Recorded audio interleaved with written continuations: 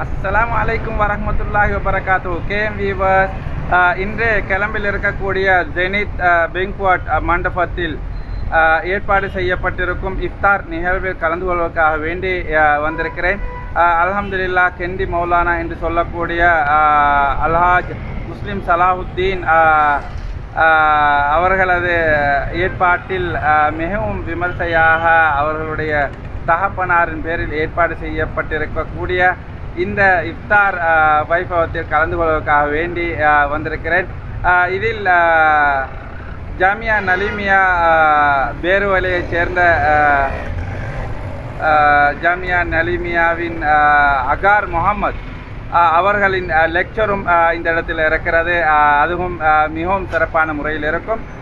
அதே நேரம் அல்ஹாஜ் டாக்டர் ஃபாயிஸ் அவர்களும் இங்கே வருகை தர இருக்கிறார்கள். ஸோ இந்த நிகழ்வை இன்ஷா அல்லாஹ் கேஎம் வியூஸிலும் கால்டி முகமது ஃபேஸ்புக் பேஜிலும் கண்டு கழியுங்கள். அஸ்ஸலாமு அலைக்கும் வரஹ்மத்துல்லாஹி வபரகாத்துஹு. அஸ்ஸலாமு அலைக்கும் வரஹ்மத்துல்லாஹி வபரகாத்துஹு. கேஎம் வீவர்ஸ், உண்மையிலேயே இந்த எங்கட தாய் திருநாட்டின் இம்முறை உள்ளூராட்சி தேர்தலில் பங்கு பற்றிய அனைவருக்கும் கேஎம் வியூஸ் அண்ட் கால்டி முகமது எஃபி பேஜ் சார்பாக வாழ்த்துக்களை தெரிவித்துக் கொள்கின்றோம். உண்மையிலேயே மிகவும் ஒரு சந்தோஷமான ஒரு தருணம். இது கிளம்பு மாநகரத்திலிருந்து நான் இப்போது பேசிக்கொண்டிருக்கிறேன். உண்மையிலேயே இம்முறை உள்ளூராட்சி தேர்தலில் இறங்கி இருக்கக்கூடிய எந்த கட்சியைச் சேர்ந்தவர்களாக இருந்தாலும் அனைவருக்கும் எனது மனமார்ந்த வாழ்த்துக்களை தெரிவித்துக் கொள்கின்றேன். இந்த நாட்டின் அபிவிருத்திக்காக வேண்டி பாடுபடக்கூடிய உங்கள் அனைவருக்கும் எனது மனமார்ந்த வாழ்த்துக்கள். அதே நேரம் இம்முறை உள்ளூராட்சி தேர்தலில் களம் இறங்கியிருக்கக்கூடிய நல்லவர்களை தெரிவு செய்யக்கூடிய பொறுப்பு எம் அனைவருக்கும் இருக்கிறது.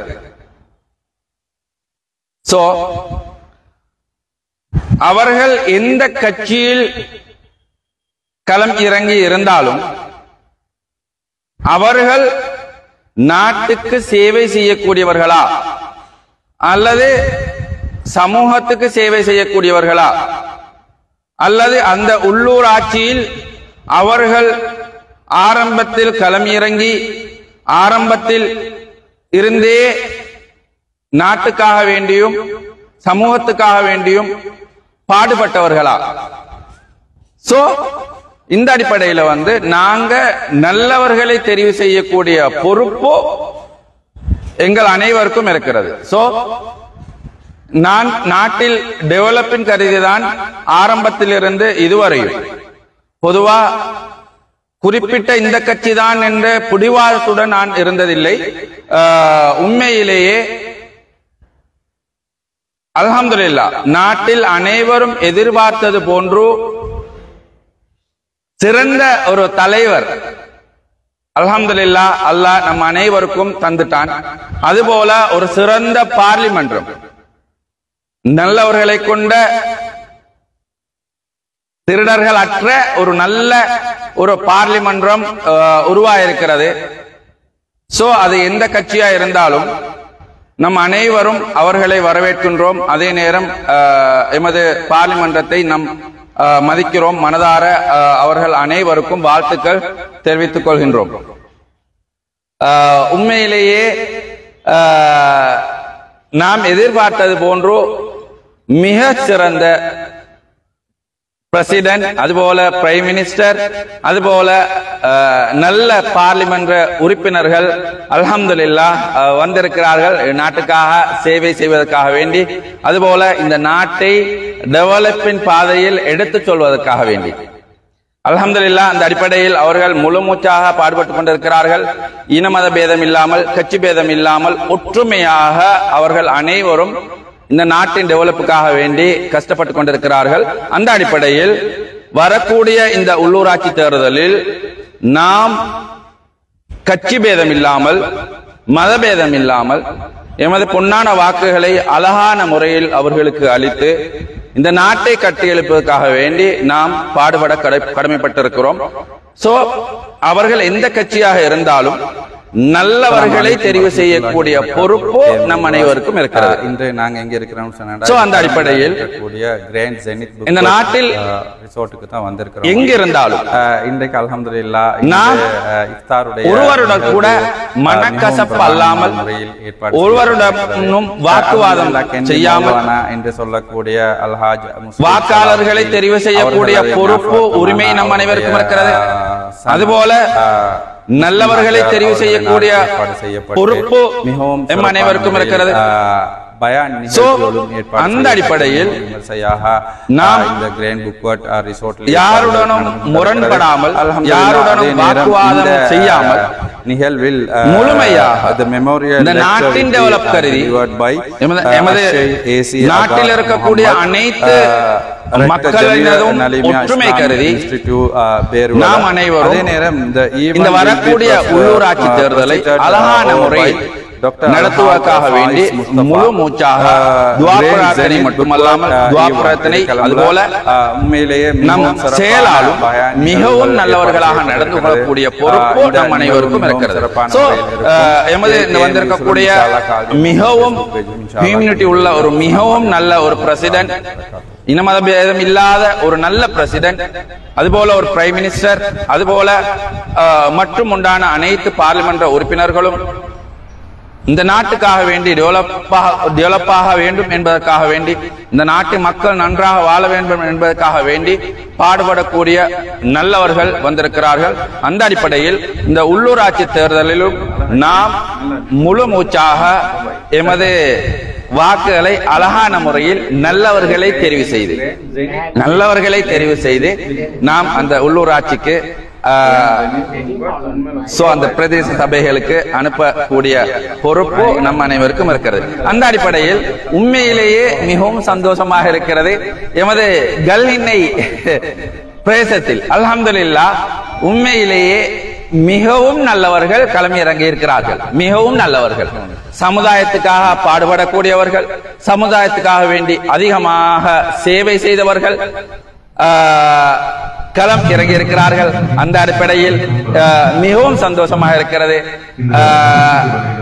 கங்க்ராச்சுலேஷன்ஸ் ஏஎல்எம் ரசான் பட்டகொல்லாதினியாவில் இருந்து அல்ஹம்துலில்லாஹ் கோயிலமுதின பிரதேசத்தில் பூஜாப்பட்டிய பிரதேச சபைக்காக வேண்டி களம் இறங்கி இருக்கிறீர்கள். அல்ஹம்துலில்லாஹ், அல்லாஹ் உங்களுக்கு நல்லொரு பாலிப்பானாக. சோ அதுபோல கல்லினை இருந்து உவைஸ் ரசான் அவர்கள் களம் இறங்கியிருக்கிறார்கள். உண்மையிலேயே மிகவும் நல்லவர், சமுதாயத்துக்காக வேண்டி அதிகமான சேவைகள் செய்தவர். அந்த அடிப்படையில் உங்களுக்கும் கங்க்ராச்சுலேஷன், ஜஸாக்கல்லாஹ் ஹைர். சோ அதுபோல எங்கட பாய்ஸ் நானா அவர்களும் பூஜாப்பட்டிய பிரதேச சபைக்காக வேண்டி களம் இறங்கி இருக்கிறார்கள். அல்ஹம்துலில்லாஹ், அவர்களுக்கும் கங்க்ராச்சுலேஷன்ஸ். உண்மையிலேயே மிகவும் சந்தோஷமாக இருக்கிறது. அந்த அடிப்படையில் எமது பக்கத்து ஊரான அக்குர்னை பிரதேச சபைக்கு களம் இறங்கி இருக்கிறார் இஸ்திஹார் இமாமுதீன். உண்மையிலேயே அவரும் சமுதாயத்துக்காக வேண்டி அதிகமான சேவை செய்யக்கூடிய மிகவும் நல்லவர். சோ இன்னும் அக்குனையிலிருந்து பலரும் களம் இறங்கி இருப்பார்கள். அந்த அடிப்படையில் நாம் நல்லவர்களை தெரிவு செய்யக்கூடிய பொறுப்பு, சமுதாயத்துக்காக வேண்டி பாடுபடக்கூடியவர்களை, சமுதாயத்துக்காக வேண்டி சேவை செய்யக்கூடியவர்களை தெரிவு செய்யக்கூடிய பொறுப்பு நம் அனைவருக்கும் இருக்கிறது. அந்த அடிப்படையில் நாம் நல்லவர்களை தெரிவு செய்வோம். கட்சி பேதம் தேவையில்லை, இனபேதம் தேவையில்லை. சோ அதே நேரம் உண்மையிலேயே எங்கட பட்டகொல்லாதினியாவை பிரதிநிதித்துவப்படுத்தக்கூடிய எமது பூஜாப்பட்டிய பிரதேச சபையும் முன்னாள் அதாவது சேர்மன் இருந்த எங்கட ஏஎல்எம் ரசான் அவர்கள் உண்மையிலேயே எமது சமுதாயத்துக்காக வேண்டி அதுபோல எமது ஊருக்காக வேண்டி பிரதேச சபையிலிருந்து அதாவது பூஜாப்பிரிய பிரதேச சபையிலிருந்து அதிகமான சேவைகள் செய்தார்கள். அந்த அடிப்படையில் அவர்களுக்கு KM-Views அலைவரிசை சார்பாக எமது மனமார்ந்த வாழ்த்துக்களை தெரிவித்துக் கொள்கின்றோம். உண்மையிலேயே அவர் சமுதாயத்துக்காக வேண்டி அதிகமாக பாடுபடக்கூடிய ஒரு நல்லவர். சோ எந்த கட்சியில் இருந்து களம் இறங்கி இருந்தாலும் நான் பார்ப்பது ஒரு சமநிலை, அதாவது நல்லவர்களை தெரிவு செய்ய வேண்டும் என்பதுதான் எனது முழு கருத்து. அது எந்த கட்சியாக இருந்தாலும் சமுதாயத்துக்காக வேண்டி சமூகத்துக்காக வேண்டி ஈடுபடக்கூடிய நல்லவர்களை தெரிவு செய்யக்கூடிய பொறுப்பு நம் அனைவருக்கும் இருக்கிறது. அந்த அடிப்படையில் கல்லினையிலிருந்து களம் இறங்கிக்கக்கூடிய அல்ஹம்துலில்லாஹ் எல்லோருமே மிகவும் சமுதாயத்துக்காக வேண்டி ஈடுபடக்கூடியவர். அதுபோல புதிதாக களம் இறங்கியிருக்கிறார். அது எந்த கட்சியாக இருந்தாலும் எங்களோட பாய்ஸ் நானா அவர்களும் உண்மையிலேயே மிகவும் நான் அறிந்த வகையில் மிகவும் நல்லவர். நிச்சயமாக எனக்கு நம்பிக்கை இருக்கிறது. அவரும் சமுதாயத்துக்காக வேண்டி முழு மூச்சாக கஷ்டப்படக்கூடிய ஒருவர். என்ன ரீசன் சொன்னா அதே நேரம் கல்லினையில் இருக்கக்கூடிய எமது பூஜாப்பிரிய பிரதேச சபை உறுப்பினர் எங்களோட ரிசான் மந்திரி அவருடைய பிரதர். அந்த அடிப்படையில் அவரும் அந்த ஃபேமிலியும் மிகவும் நல்ல ஃபேமிலி. அவர்களும் சமுதாயத்துக்காக வேண்டி ஈடுபடக்கூடிய நல்லவர்கள். சோ அந்த அடிப்படையில் நாம் எமது வாக்குகளை வீணடிக்காமல் வாக்குச்சாவடிக்கு சென்ற பின்னர் அதிகமான பேர் நான் கடந்த பார்லிமெண்ட் தேர்தலில் நான் போயிருந்தேன். சோ சிறிய குழந்தைகளை கூட்டிக் கொண்டு போயிடறாங்க. அந்த நேரத்தில் அந்த வாக்குச்சாவடியில அதிகமான சிக்கல் என்னடா, யாரும் உள்ள போறதுக்கு அனுமதிக்க மாட்டாங்க, கூட்டிட்டு போறதுக்கு கூட அனுமதிக்க மாட்டாங்க. அந்த டைம்ல சிரமமாயிருது. ஏன்னா நிறைய குழந்தைகள் அழத் தொடங்கிடுது. அந்த மாதிரி நிறைய சிக்கல் இருந்தது. அது போல அதிகமான பேர் ஐடி கார்டு கொண்டு போறாங்க, இல்ல ஐடி கார்டு தெளிவில்லாத ஐடி கார்டு எடுத்துட்டு போறாங்க.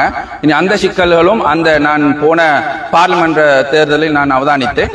சோ அந்த அடிப்படையில் நாம் முடியுமானவரை எங்கட ஐடி கார்டை தெளிவான ஐடி கார்டு எடுத்துட்டு போகணும். அப்படி இல்லையா ஐடி கார்டுல வந்து தெளிவில்லைன்னு சொன்னாண்டா முடிந்தவரை அந்த ஐடி கார்டு செஞ்சு கொள்ளுங்க. அப்படி இல்லையா பாஸ்போர்ட் இருந்தால் அந்த பாஸ்போர்ட்டை எடுத்துட்டு போங்க. அல்லது கிராம நிர்வாகி போய் அது தெளிவில்லாட்டி அதுக்கு உண்டான ஆப்ஷன் என்னன்றதை வந்து கேட்டு தெரிஞ்சு கொள்ளுங்க. சோ அது வெரி வெரி இம்பார்ட்டன்ட். அதுபோல முக்கியமா நான் சொல்ல வேண்டிய விஷயம் என்னன்னு சொன்னால் எங்கட மாத்தள பிரதேசம், அதாவது நாம் கடந்த பார்லிமெண்ட் தேர்தலில் எமது பிரசிடென்ட் சார்பாக பார்லிமெண்டத்துக்கு களம் இறங்கி இருந்த அனைவருக்கும் நாம் முழுமூச்சாக சப்போர்ட்டாக இருந்தோம். அதுபோல வேற வேற கட்சியிலிருந்து களம் இருந்த நல்லவர்களுக்கு நாம் முழுமூச்சாக சப்போர்ட்டாக இருந்தோம். அந்த வகையில் எங்கட ரவுஃப் ஹக்கீம் சார் அவர்களுக்கு முழுமூச்சாக எங்களோட சப்போர்ட் நாங்க பண்ணிட்டு இருந்தோம். என்ன காரணம் சொன்னா, நாம் கட்சி பேதம் இல்லாமல் நாட்டில் நல்லவர்கள் வர வேண்டும், பார்லிமெண்டத்துக்கும் நல்லவர்கள் போக வேண்டும், பார்லிமெண்டம் மட்டுமல்லாமல் பார்லிமெண்டத்தில் இருக்கக்கூடியவர்கள் நல்லவர்களாக இருந்து இந்த நாட்டுக்கு அதிகமான சேவைகள் செய்ய வேண்டும் என்ற அந்த அடிப்படையில் நாம் முழுமூச்சாக களம் இறங்கி இருந்தோம். அந்த வகையில் உண்மையிலேயே அது வீண் போகவில்லை. அல்ஹம்துலில்லாஹ் மிகவும் சிறப்பான முறையில் அந்த தேர்தல் நடந்தேறியது. அதுபோல நாம் அனைவரும் எதிர்பார்த்தது போன்று பார்லிமென்றம் சுத்திகரிக்கப்பட்டு விட்டது. 225 பேர் உண்மையிலேயே நல்லவர்கள் வந்திருக்கிறார்கள், நாட்டுக்கு சேவை செய்யக்கூடியவர்கள் வந்திருக்கிறார்கள். இன மத பேதம் இல்லாமல் இந்த நாட்டுக்கு முழுமூச்சாக நாட்டுக்காக நாட்டு டெவலப்புக்காக வேண்டி குரல் கொடுக்கக்கூடிய நல்லவர்கள் வந்திருக்கிறார்கள். அந்த வகையில் மிகவும் சந்தோஷமாக இருக்கிறது. சோ அந்த வகையில் உண்மையிலேயே நாம் முழுமூச்சாக ட்ரை பண்ணி கொண்டு வந்தோம். எங்களது கண்டி மாநகரம், அதுபோல மாத்தளை, குருநாகல டிஸ்ட்ரிக்ட், சோ இதை பிரதிநிதிப்படுத்தக்கூடிய பார்லிமெண்ட் உறுப்பினர்களுக்கு முழுமூச்சாக நாம் முயற்சியை செய்து கொண்டிருந்தோம். அந்த வகையில் கிளம்புலும் எங்களோட டாக்டர் ரிஸ்வி அலி அவர்களுக்கு முழுமூச்சாக நாம் ட்ரை பண்ணி கொண்டிருந்தோம். அதுபோல எங்களோட கிரேட் பிரைம் மினிஸ்டருக்கும் முழுமூச்சாக நாம் ட்ரை பண்ணி கொண்டிருந்தோம். அதுபோல பார்லிமெண்டத்தில் வரக்கூடிய, அதாவது பார்லிமெண்ட் தேர்தலில் ஈடுபட்டிருந்த நல்லவர்களுக்காக வேண்டி நாம் முழுமூச்சாக ட்ரை பண்ணி கொண்டிருந்தோம். அந்த வகையில் உண்மையிலேயே நல்லவர்கள் வந்திருக்கிறார்கள். சோ அதில் ஒரு சிறிய மன கவலை என்னண்டா, எங்கட மாத்தளை மாநகரத்தை பிரதிநிதித்துவப்படுத்தக்கூடிய ஒரு வேட்பாளர் எங்கட கல்லினையை சேர்ந்த சசி விஜேந்திரன் அவர்கள். சசி விஜேந்திரன் சொன்னா பொதுவாக எல்லாருக்கும் தெரியும் ரீசன்ட்னால சொல்றேன். அவுஃப் ஹனிஃபா அவர்கள், ஏன்னா அவர் 94 உண்மையிலே இலங்கையில இருந்த ஒரு மிகவும் பிரசித்தி பெற்ற ஒரு நடிகர், உண்மையிலேயே மிக மிக பிரசித்தி பெற்ற ஒரு நடிகர். சோ அவர் வந்து அல்ஹம்துலில்லாஹ் மாத்தளை மாநகரத்தை பிரதிநிதித்துவப்படுத்துவதற்காக வேண்டி கிளம்பி இறங்கி இருந்தார்கள். சோ ஃபைனலா உண்மையிலேயே நம் அனைவரும் முழுமூச்சாக முயற்சி செய்து கொண்டிருந்தோம். ஆனால் கடைசியில் என்ன நடந்ததுன்னு சொன்னா கிட்டத்தட்ட 24,000 வாக்குகளை அவர் பெற்றிருந்தார். சோ அது என்ன ப்ராப்ளம் ஆயின்னு சொன்னா நிறைய அவர் வாக்கு கிட்டத்தட்ட ஒரு 3-4,000 வாக்குக்கு மேல செல்லுபடியற்ற வாக்காக போய்விட்டது. அதுக்கு ரீசன் என்னன்னு சொன்னால் நிறைய பேர் வந்து அதாவது அந்த கட்சி சார்பான அந்த சின்னத்துக்கு கிராஸ் போடாம அவங்க அந்த இலக்கத்துக்கு மட்டும் இது பண்ணி இருக்கிறாங்க வந்து, அதாவது அந்த இலக்கத்தை மட்டும் அவங்க டார்கெட் பண்ணி கிராஸ் பண்ணி இருக்கிறாங்க. சோ எது எப்படியோ அந்த அதாவது அந்த வாக்கு செல்லுபடியற்ற வாக்குகளாக அவர்கள் பண்ணியிருக்கிறார்கள். அதுபோல அந்த புல்லடியிடும் போது அதாவது 2 இடத்துக்கு அதாவது பிழையான முறையில அவங்க புல்லடிட்டு இருக்கிறாங்க. சோ இது போல நிறைய அதாவது எப்படி அதாவது செல்லுபடியற்ற வாக்காக மாறி இருக்கிறது அதிகமான வாக்குகள். சோ அந்த அடிப்படையில் நாம் அனைவருக்கும் சொல்லிக்கொள்ள வேண்டிய ஒரு முக்கியமான விடயம் என்னென்றா, இந்த முறை பார்லிமெண்ட் அதாவது எங்கட உள்ளூராட்சி தேர்தலில் களம் இறங்கி இருக்கக்கூடியவர்களுக்கு அளிக்கக்கூடிய வாக்குகளை முறையாக வாக்குகளை அளியுங்கள். அதே நேரம் அந்த வாக்களிக்கக்கூடிய முறை தெரியவில்லை என்று சொன்னா முடிந்த அளவு வந்து தெரிந்தவங்கள்ட்ட கேட்டு அது என்ன முறையில வந்து வாக்களிக்கணும், அது சிஸ்டம் என்ன, எப்படி வாக்களிக்கணும், எப்படி அளித்தால் அது செல்லுபடியான வாக்காகும் என்பதை தெளிவான முறையில் அறிந்து தெரிந்து வாக்குகளை அளியுங்கள். அது வெரி வெரி இம்பார்ட்டன்ட். சோ அப்படி இல்லையா கிராம நிர்வாகிட்ட வந்து அதுக்கு போனா கூட ப்ராப்ளம் இல்லை. என்னன்னா ஒவ்வொரு வாக்கும் வெரி வெரி இம்பார்ட்டன்ட். அந்த இப்போ நான் இருக்கிற வந்து கிராண்ட் ஜெனித் புங்க்வட் ஹால் கொலம்பில் இருக்கிறேன் வந்து அல்ஹம்துலில்லாஹ் இந்த இஃப்தாருடைய நிகழ்வு மிகவும் சிறப்பான முறையில் நடந்து கொண்டிருக்கிறது. அல்ஹாஜ் முஸ்லிம் சலாவுதீன் அவர்களால் அவர்களுடைய தகப்பன் ஹெண்டி மௌலானா என்று சொல்லக்கூடிய சலாஹுத்தீன் பாரி அவர்களின் ஞாபகார்த்தமாக மிகவும் சிறப்பான முறையில் கொலம்போ கிராண்ட் ஜெனித் ஹாலில் இந்த இஃப்தாருடைய நிகழ்வுகள் ஏற்பாடு செய்யப்பட்டிருக்கிறது. அல்ஹம்துலில்லாஹ் மிகவும் சிறப்பான முறையில் இந்த நிகழ்வு நடந்து கொண்டிருக்கிறது. இதில் அல்ஹம்துலில்லாஹ் வேறுவலையைச் சேர்ந்த அகார் முகமது அவர்களுடைய லெக்சரும் இருக்கிறது. எனிவே ஹெண்டி மௌலானா என்று சொல்லக்கூடிய சலாஹுத்தீன் மௌலவி அவர்களுக்காக வேண்டியும் முஸ்லிம் சலாஹுத்தீன் அவர்களுக்காக வேண்டியும் அனைவரும் இன்ஷா அல்லாஹ் பிரார்த்தனை செய்யுங்கள். அஸ்ஸலாமு அலைக்கும் வரஹ்மத்துல்லாஹி வபரகாத்துஹு. අරාබි භාෂාවෙන් කොටන ලද 13 වන සතවර්ෂයට අය ශීලා ලේඛන කාර්ය නැගෙනහිර සායන මර්ග වෙරළ அஸ்ஸலாமு அலைக்கும் நானா இன்னைக்கு அது என்ன நிகழ்வு நடக்குதுன்னு கொஞ்சம் சொல்லுங்களேன். விவசாயிக்கு மாஷா පුදුගිසිට එරි ආහාර පිළිබඳව யாரு வாங்க ஆமன் மனோர் இருங்க எடுத்து காணுங்க. புத்துகீசி கவிதான் அரபா மைதானத்தில் 2001ஆம் ஆண்டு உரையை அவர்கள் ஆற்றிய தௌபா கூட இருக்கிறது. அந்த வகையிலே நாங்கள் இன்ஷா அல்லாஹ் அந்த தௌபாவையும் இந்த நிகழ்வில் நாங்கள் ஒளிபரப்பவிருக்கிறோம். இத்தகைய ஒரு சிறப்பான நிகழ்வை இலங்கையில் இருக்கின்ற வபாத்தான பழம்பெரும் ஆலிம்கள் உலமாக்களின் ஞாபகத்தமாக மற்றவர்கள் நடத்த வேண்டும் என்ற உந்து சக்தியை தர வேண்டும் என்று நாங்கள் எதிர்பார்த்து எங்கள் கன்னி முயற்சி இந்த நாட்டு ஆலிம்களுக்கு செய்கின்ற ஒரு பெரு நிகழ்ச்சி என்பதை நான் சொல்லி அஹமத் முனவர் விடைபெறுகிறேன். புகழ் அனைத்தும் அல்லாஹுக்கே. அல்ஹம்துலில்லாஹ். அஸ்ஸலாமு அலைக்கும் வரஹ்மத்துல்லாஹி வபரகாத்துஹு. அஸ்ஸலாமு அலைக்கும். மாஷா அல்லாஹ். அன்வர் முகமது அவர்களால் ஒரு சிறு உரை ஆற்றினார்கள். அல்ஹம்துலில்லாஹ். அவர்களுக்காக வேண்டியும் அனைவரும் துஆ செய்யுங்கள். மாஷா அல்லாஹ். මෙරේ ජාතික පොලිස් ස්ථාපන සාමාජික රේල්වේ නිවාස අධිකාරිය අදට එය සම්පූර්ණ කරමින් වාර්ෂික පොලිස් ගිරියහයි දින මාර්තු 21 වන සමග ක්‍රිස්තුමස් ඉතිහාස අතසිය කිස්තුන ලන්දේසියේ පාලන කාලයේ සිට මුහුණුවරු සමග වලබාවුන්ට කොටුවේ සහ පිටකොටුවේ දේපල සංගතයේ තබා ගැනීම සඳහා පනවා තිබූ සීමාවයි 1833 දී ඉංගලන්තයේ රජතුමා විසින් අවබෝධ කරන ලදී. ක්‍රිස්තු වර්ෂ 1882 ඊජිප්තුවේ යාත්‍රාවට කලින් වරාග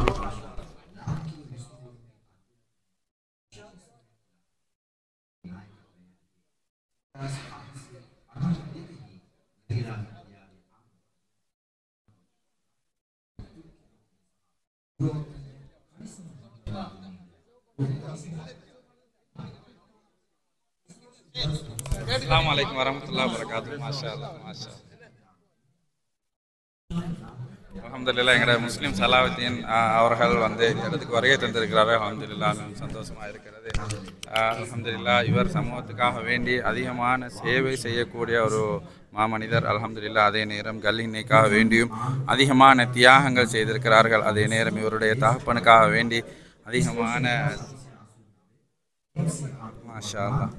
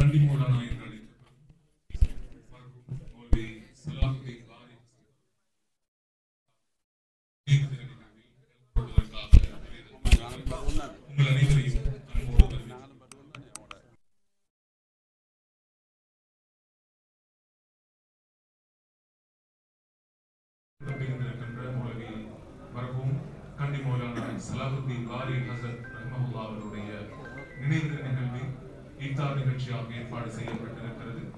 வெப்ஸ் என்று அழைக்கப்படுகின்ற இலங்கை முஸ்லிம் கல்வி முன்னேற்ற சங்கம் இந்த நிகழ்வை ஏற்பாடு செய்திருக்கிறது. இந்த நிகழ்விலே கலந்து கொள்வதற்காக வெப்ஸ் அமைப்பினுடைய அழைப்பை ஏற்று வரை தந்திருக்கின்ற அனைவரையும் நாம் இந்த இடத்திற்கு விரைந்து அழைத்துக் கொண்டிருக்கின்றோம். குறிப்பாக இந்த நிகழ்ச்சிக்கு எங்களுடைய அழைப்பை ஏற்று வரை தந்திருக்கின்ற அகில இலங்கை ஜமியத்துல் உலமாவின் உபதலைவர்களில் ஒருவரான ஷேக் புர்ஹானுதீன் ஹசரத் அவர்களை நாம் மேடைக்கு அழைக்கின்றோம். அதே போன்று நிகழ்ச்சியில் கலந்து கொள்வதற்காக எங்களுடைய அழைப்பை ஏற்று விசேட பேச்சாளராக வரை தந்திருக்கின்ற சமகாலத்தின் மிகச்சிறந்த சிந்தனையாளர்களில் ஒருவரும் ஜாமியா நலிமியா கலாவிடத்தினுடைய முதல்வருமாகிய ஷேக் ஏசி அகார் முகமது அவர்களையும் நாம் மேடைக்கு அழைக்கின்றோம். அதே போன்று நிகழ்ச்சியிலே கலந்து கொள்வதற்காக வரை தந்திருக்கின்ற சிரேஷ்ட ஊடகவியலாளரும் வெக்ஸ் அமைப்பினுடைய தலைவருமான அல்ஹாஜ் எம்செட் அஹமத் முனவர் அவர்களையும் நாம் இந்த வழியிலே மேடைக்கு அழைக்கின்றோம்.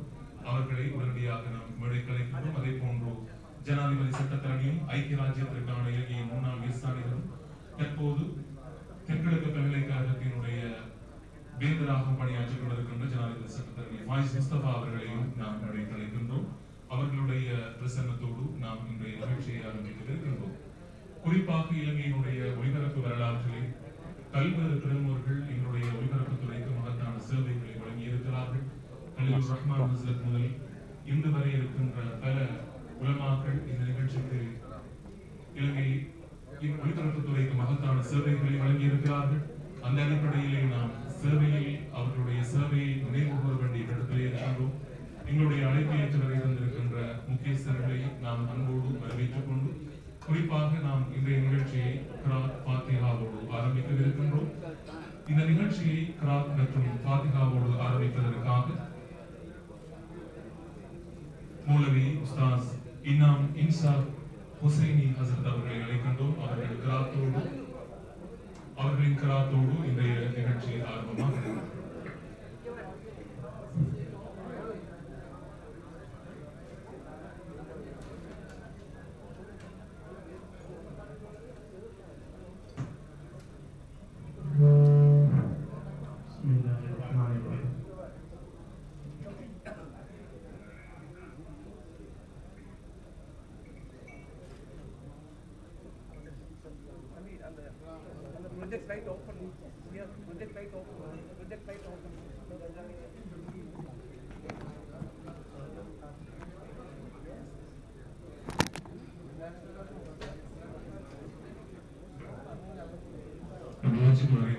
எங்களுடைய அன்பான அதிதிகளுக்கு முக்கிய அறிவித்தல். அனைவரும் உங்களுடைய ஆசனங்களை அமர்ந்து கொள்ளுமாறு கேட்டுக்கொள்ளப்படுகிறீர்கள். இங்கே எங்களுடைய நிகழ்ச்சிகளை ஏற்பாடு செய்வதற்காக இந்த நிறுவனம் சார்பாக முக்கியஸ்தர்கள் ஒதுக்கப்பட்டிருக்கிறார்கள். எனவே உங்களுடைய இங்கே ஒதுக்கப்பட்டிருக்கின்ற ஆசனங்களிலே அனைவரும் அமர்ந்து கொள்ளுமாறு கேட்டுக்கொள்ளப்படுகிறீர்கள். குறிப்பாக இன்னொரு விடயத்தை ஞாபகப்படுத்துகின்றோம். குறிப்பாக மௌலவி சலாஹுத்தீன் ஹசரத் அவர்களுடைய மர்ஹூம் அவர்களுடைய ஊர் கல்முனையிலிருந்து அவர்களுடைய குடும்ப உறுப்பினர்கள், அவருடைய மகனார் அல்ஹாஜ் முஸ்லிம் சலாஹுத்தீன் உட்பட பல பிரமுகர்கள் இங்கு வருகை தந்திருக்கிறார்கள். அதே போன்று எங்களுடைய கண்ணியத்திற்குரிய மூத்த உலமாக்கள், அதே போன்று ஆணையாளர்கள், அதே போன்று பணிப்பாளர்கள் உட்பட பல நிறுவனங்களின் முக்கியஸ்தர்கள் வருகை தந்திருக்கிறார்கள். அவர்களையும் நாம் மீண்டும் வரவேற்றுக் கொண்டு எங்களுடைய நிகழ்ச்சிக்காக நாங்கள் செல்கின்றோம்.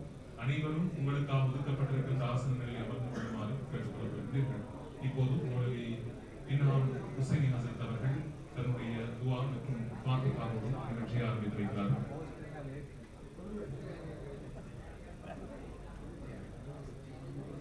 அஸ்ஸலாமு அலைக்கும் வரஹ்மத்துல்லாஹி வபரகாத்துஹு. என்றும் எங்களுடைய உள்ளங்களில் நீங்காத இடத்தை கொடுத்தவர் மர்ஹூம் சலாஹுத்தீன் பாரி ஹஜரத் அவர்கள்.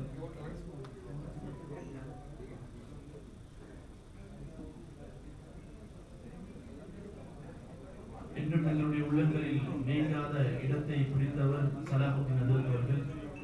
மறைந்தும் மறையாத ஒரு ஆளுமையாக இந்த உலகத்திலே வாழ்ந்து மறைந்த அந்த மாமனிதரை ஞாபகப்படுத்தும் வகையிலும் அவர்களுக்கு ஈசாலே சவாப் என்ற அடிப்படையில் சூரா ஃபாத்திஹாவை கொண்டு ஆரம்பிக்கும். இலா ஹதரத் நபியில் Mustafa والرسول المجتبى والحبيب المرتضى سيدنا مولانا محمد صلى الله عليه وسلم وإلى من نوينا مرحوم الهاج مولوي صلاح الدين باري رحمه الله. اللهم اغفر له وارحمه. الفاتحة.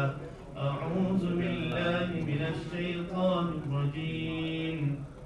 بسم الله الرحمن الرحيم. الحمد لله رب العالمين الرحمن الرحيم مالك يوم الدين.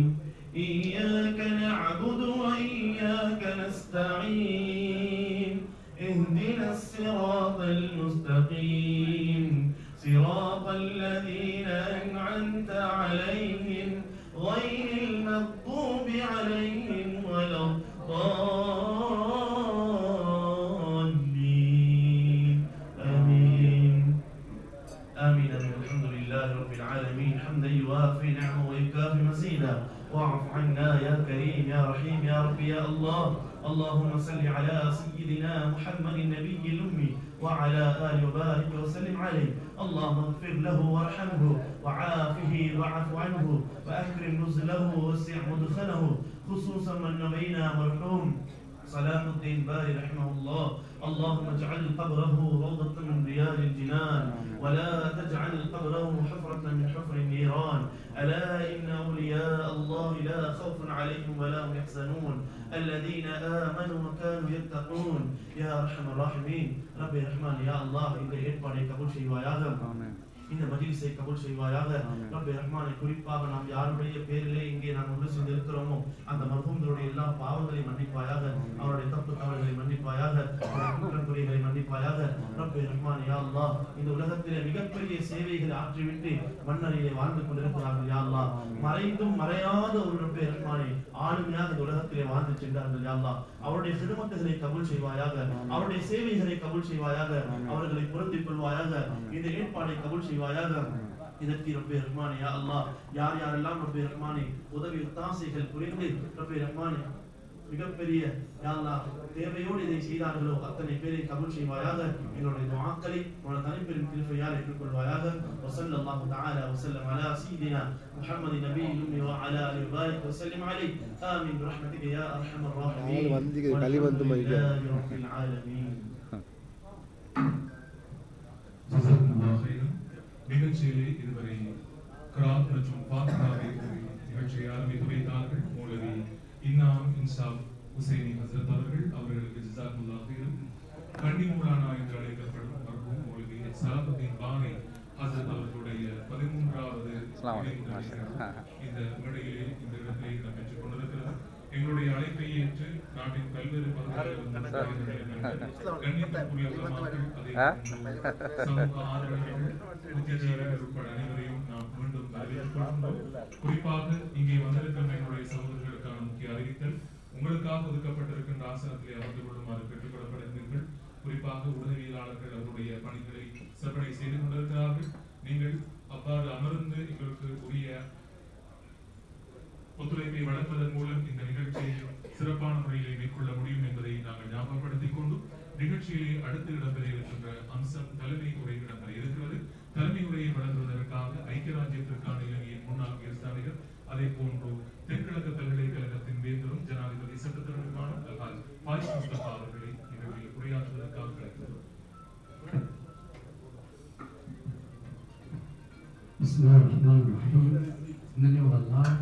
most beneficent solution. Young ulama, members of the table, introduce our distinguished speaker, Sheikh Aga Muhammad, the Vice President of CJU, Haji Munawar, and of course, Muslim Haji, my good friend, the panel event as it were. May I begin by praising Almighty Allah for giving me the privilege, pressure, and privilege to be here today. And of course, I am indebted to MEPS for the kind invitation and the honor they granted me by asking me to present at this event. I extend my salams and my welcome to all the ulama here today, particularly the ulama from Kandy district, because I am from Kandy myself, as you know, and a weakness for the Kandy chapter. Having said that, may I say that I'm pleased to be here because Marhum Salahuddin Maulavi is not some mythical figure whom I do not know. I knew him in flesh and blood.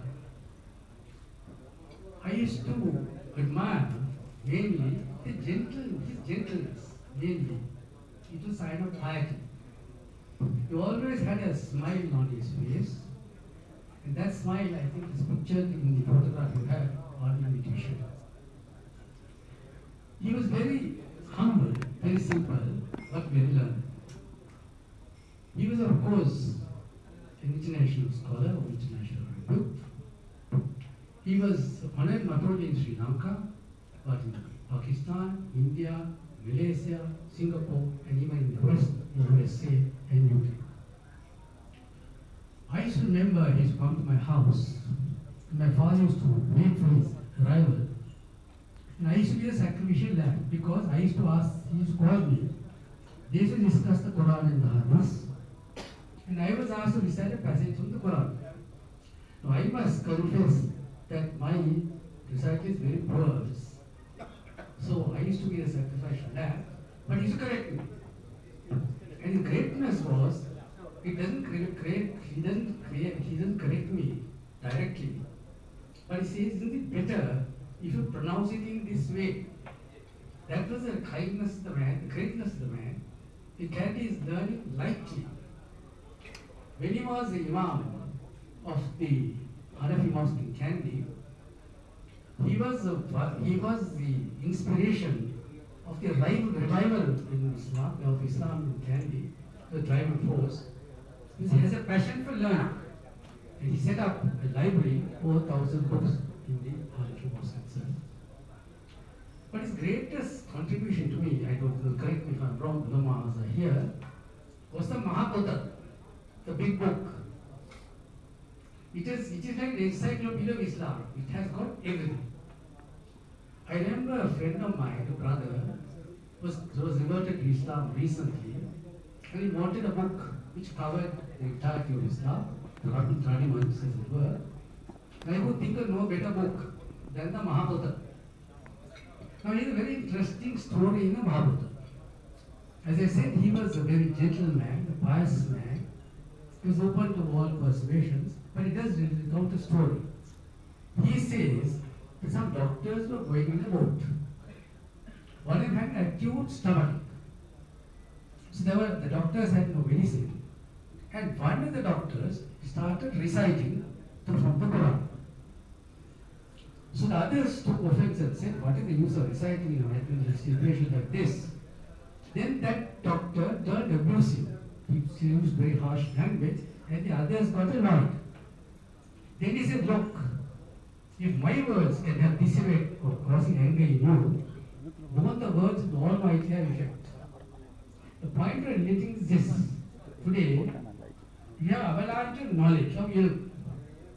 We have the social media, the other debates, but we seem to lose the most important thing of taqwa. So I think my grandmother, I remember when I was young, I asked her, why do you believe in Allah?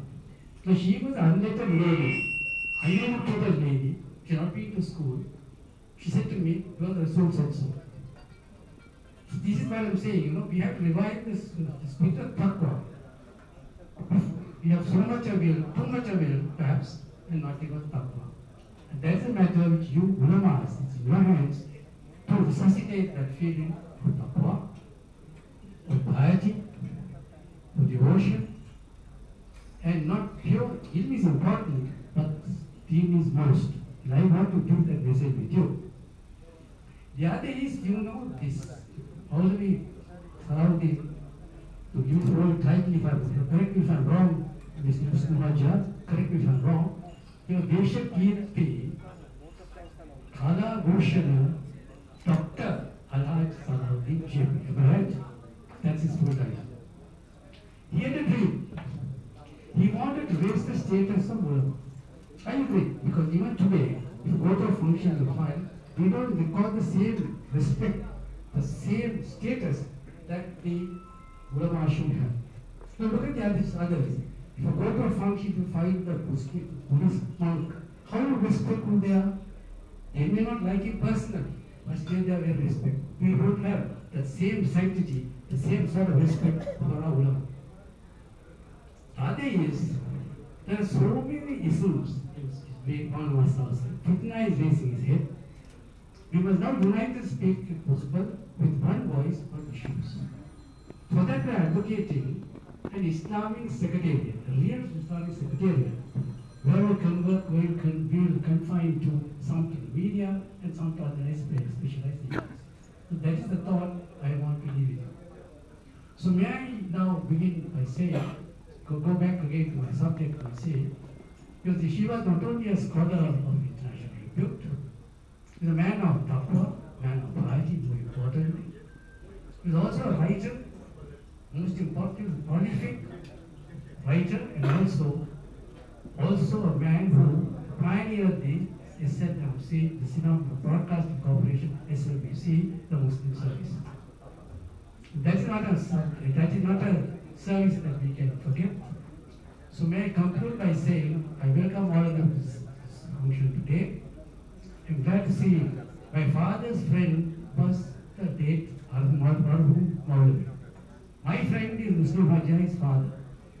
His embodiment is father because he is known not only for the strong leadership he gives us, Muslim leadership, but also for his piety and more importantly for his philanthropy.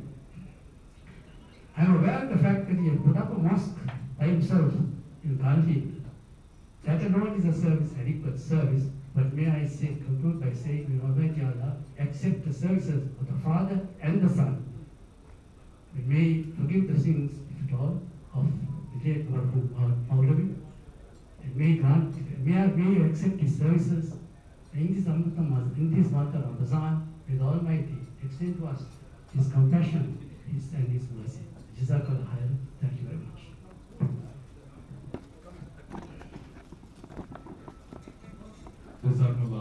நிகழ்ச்சியை இதுவரை தலைமை உரை வழங்கினார்கள். தென்கிழக்கு பல்கலைக்கழகத்தின் வேந்தரும் ஐக்கிய ராஜ்யத்திற்கான இலங்கையின் முன்னாள் உயர்ஸ்தானிகருமான ஜனாதிபதி சட்டத்தரணி அல்ஹாஜ் ஃபாயிஸ் முஸ்தபா அவர்களுக்கு நாங்கள் நன்றிகளை தெரிவித்துக் கொண்டோம். மௌலவி மர்ஹூம் சலாஹுதீன் பாரி ஹசரத் அவர்களின் 13வது வருட நினைவு நிகழ்வு இப்போது இடம்பெற்றுக் கொண்டிருக்கிறது. எங்களுடைய அழைப்பை ஏற்று பல்வேறு பெருமக்கள் வருகை தந்திருக்கிறார்கள். நிகழ்ச்சியை அடுத்து இடம்பெற இருக்கிற அம்சம் வரவேற்புரையும் அதே போன்று நிகழ்ச்சியின் பிரதம பேச்சாளர் பற்றிய அறிமுகமும் இடம்பெற இருக்கிறது. இந்த நிகழ்ச்சியிலே இதன் போது இந்த நிகழ்ச்சியின் முக்கியத்துவம் என்ன, ஏன் இவ்வாறான ஒரு நிகழ்வு ஒழுங்கு செய்யப்பட்டது, வெப்ஸ் அமைப்பு சார்பாக ஏன் ஒழுங்கு செய்யப்பட்டது போன்ற தகவல்களை உங்களுக்கு வழங்குவதற்காக சிரேஷ்ட ஒளிபரப்பாளரும் மெக்ஸ் அமைப்பின் தலைவருமான அல்ஹாஜ் எம்இசத் அஹமத் முனவர்கள் இப்போது இருக்கிறார். பிஸ்மில்லாஹிர் ரஹ்மானிர் ரஹீம். அழகிலா அருளும் அழகிலா அன்பும் இறைவனோர் இறையின் இனிய பேர் உலகெல்லாம் படைத்தே உயர்வுடன் காக்கும் அல்லாஹ் தனக்கே புகழேறாமுரிய அல்ஹம்துலில்லாஹ். அருமையான உலமா பெருமக்களே, பெருமையான எங்களுடைய தலைமைத்துவம் வகிக்கின்ற பேரன்புக்குரிய ஃபாயிஸ் முஸ்தபா சார் அவர்கள், வந்திருக்கின்ற ட்ரஸ்டிமார்களே, சங்கமிக்க ஆளுங்களே மற்றும் சகோதரர்களே, இஸ்லாமிய உடன்பிறப்புகளே, இந்த நிகழ்வு ஏன் என்று என்னுடைய அறிவிப்பாளர் சகோதரர் பசான் நவாஸ் அவர்கள் ஆரம்பத்தில் இங்கே சொல்லி காட்டினார். முஸ்லிம் எஜுகேஷன் ப்ரோக்ரசிவ் சொசைட்டி என்று நாங்கள் ஆரம்பித்து 2007ஆம் ஆண்டு ஷேக் அகார் முகமது அவர்கள் வந்து அதில் அமைதியாக கலந்து கொண்டு உரை நிகழ்த்தினார்கள். தலைமை வைக்கிற ஃபாயிஸ் முஸ்தபா இன்றைக்கு 2007ஆம் ஆண்டு தொடங்கி சுமார் 3000 மாணவர்களை பல்கலைக்கழகம் பட்டதாரிகளாக, இன்ஜினியர்களாக, டாக்டர்களாக நாங்கள் பார்த்துக் கொண்டிருக்கிறோம். அத்தகைய ஒரு அமைப்பை உருவாக்கி கொண்டு கொரோனா காலத்தில், அந்த COVID-19 காலத்தில் நாங்கள் விழுந்து விட்டோம். யாருமே எங்களுக்கு கை கொடுக்கவோ அமைப்பை நடத்தவோ வழி இருக்கவில்லை. என்றாலும் 2020ஆம் ஆண்டு என்னுடைய மிக நெருங்கிய நண்பர் ஒருவர் உபில் ஹாஜியார் அவர்கள் முன் வந்து வெஸ்டர்ன் ப்ரொவின்ஸின் மேல் மாநிலத்து பிள்ளைகளை பாராட்டுவோம் என்று சொல்லி அவருடைய ஜக்காத் சதக்கா கணக்கு பார்த்து தந்தார்கள். 15 லட்சம் ரூபாய் பிள்ளைகளுக்கு 10,000 ரூபாய் கொடுத்தோம் மேல் மாகாணத்து பிள்ளைகளுக்கு. அந்த பணியின் பின்னர் எதுவும் நடக்கவில்லை. நாட்டில் சில அரசியல் சூழ்நிலை. நான் யோசித்தேன், மௌலவி சலாஹுத்தீன் அவர்களுக்கு முஸ்லிம் ஹாஜியார் அவர்கள் எதுவும் செய்ய வேண்டிய அவசியம் இல்லை, எங்களுக்கு ஒரு கடமை இருக்கிறது. மாணவியில் நான் 45 ஆண்டுகள் கடமையாற்றிய காலத்திலிருந்து 1950ஆம் ஆண்டுகளிலிருந்து பணியாற்றிய ஆளுங்கள், உலமாக்கள் நிறைய பேரை பட்டியல் போட்டு பார்த்திருக்கிறேன். ஷேக் அகார் அவர்கள், ஷேக் பகீர் அவர்கள், டாக்டர் சுக்ரி அவர்கள் மற்றும் மௌலவி சலாஹுத்தீன் போன்றவர்கள் எங்களுடைய காலத்தில், அதற்கு முன் 1950களிலிருந்து ஆற்றிய உலமாக்கள் நிறைய இருக்கிறார்கள். உங்களுக்கு தெரியும், மர்ஹூம் மணிமொழி மௌலானா கலீலுர் ரஹ்மான் ஹஜ்ரத் அவர்கள், எம்பி அபுல் ஹசன் காகிரி அவர்கள், மர்ஹூம் மசூத் ஆலிம் அவர்கள், இப்படி பெருங்கொண்ட ஆளுங்களை நாங்கள் நினைத்து பார்க்கின்ற பொழுது அவர்களை யாரும் நினைக்கிறார்கள் இல்லையே. நான் முஸ்லிம் ஹாஜியார்ட்ட கேட்டேன், எனக்கு ஒன்றும் சம்பந்தம் இல்லை, நீங்க ஒன்றும் செய்யணும் என்று சொன்னால், இது இந்த இடத்தில் இங்கு வந்து செய்வதற்கு எங்களுக்கு பட்ஜெட் அதுதான் இருக்கிறது. நான் யோசித்தேன், உங்களுடைய ஒரு கண்ட்ரிபியூஷனை செய்யுங்கள், பரவாயில்லை செய்வோம். என்னென்றால் அவர் கல்கினையில் பெரும் விழா எடுப்பார். நாங்கள் நேரடியாக அஞ்சல் செய்து கல்கத்தியில் 2023ஆம் ஆண்டு எங்கள் தலைவர் எல்லோரும் சென்று ஊர் முழுக்க சாப்பாடு கெடுது கொடுத்து பெரும் விழா எடுப்பார்.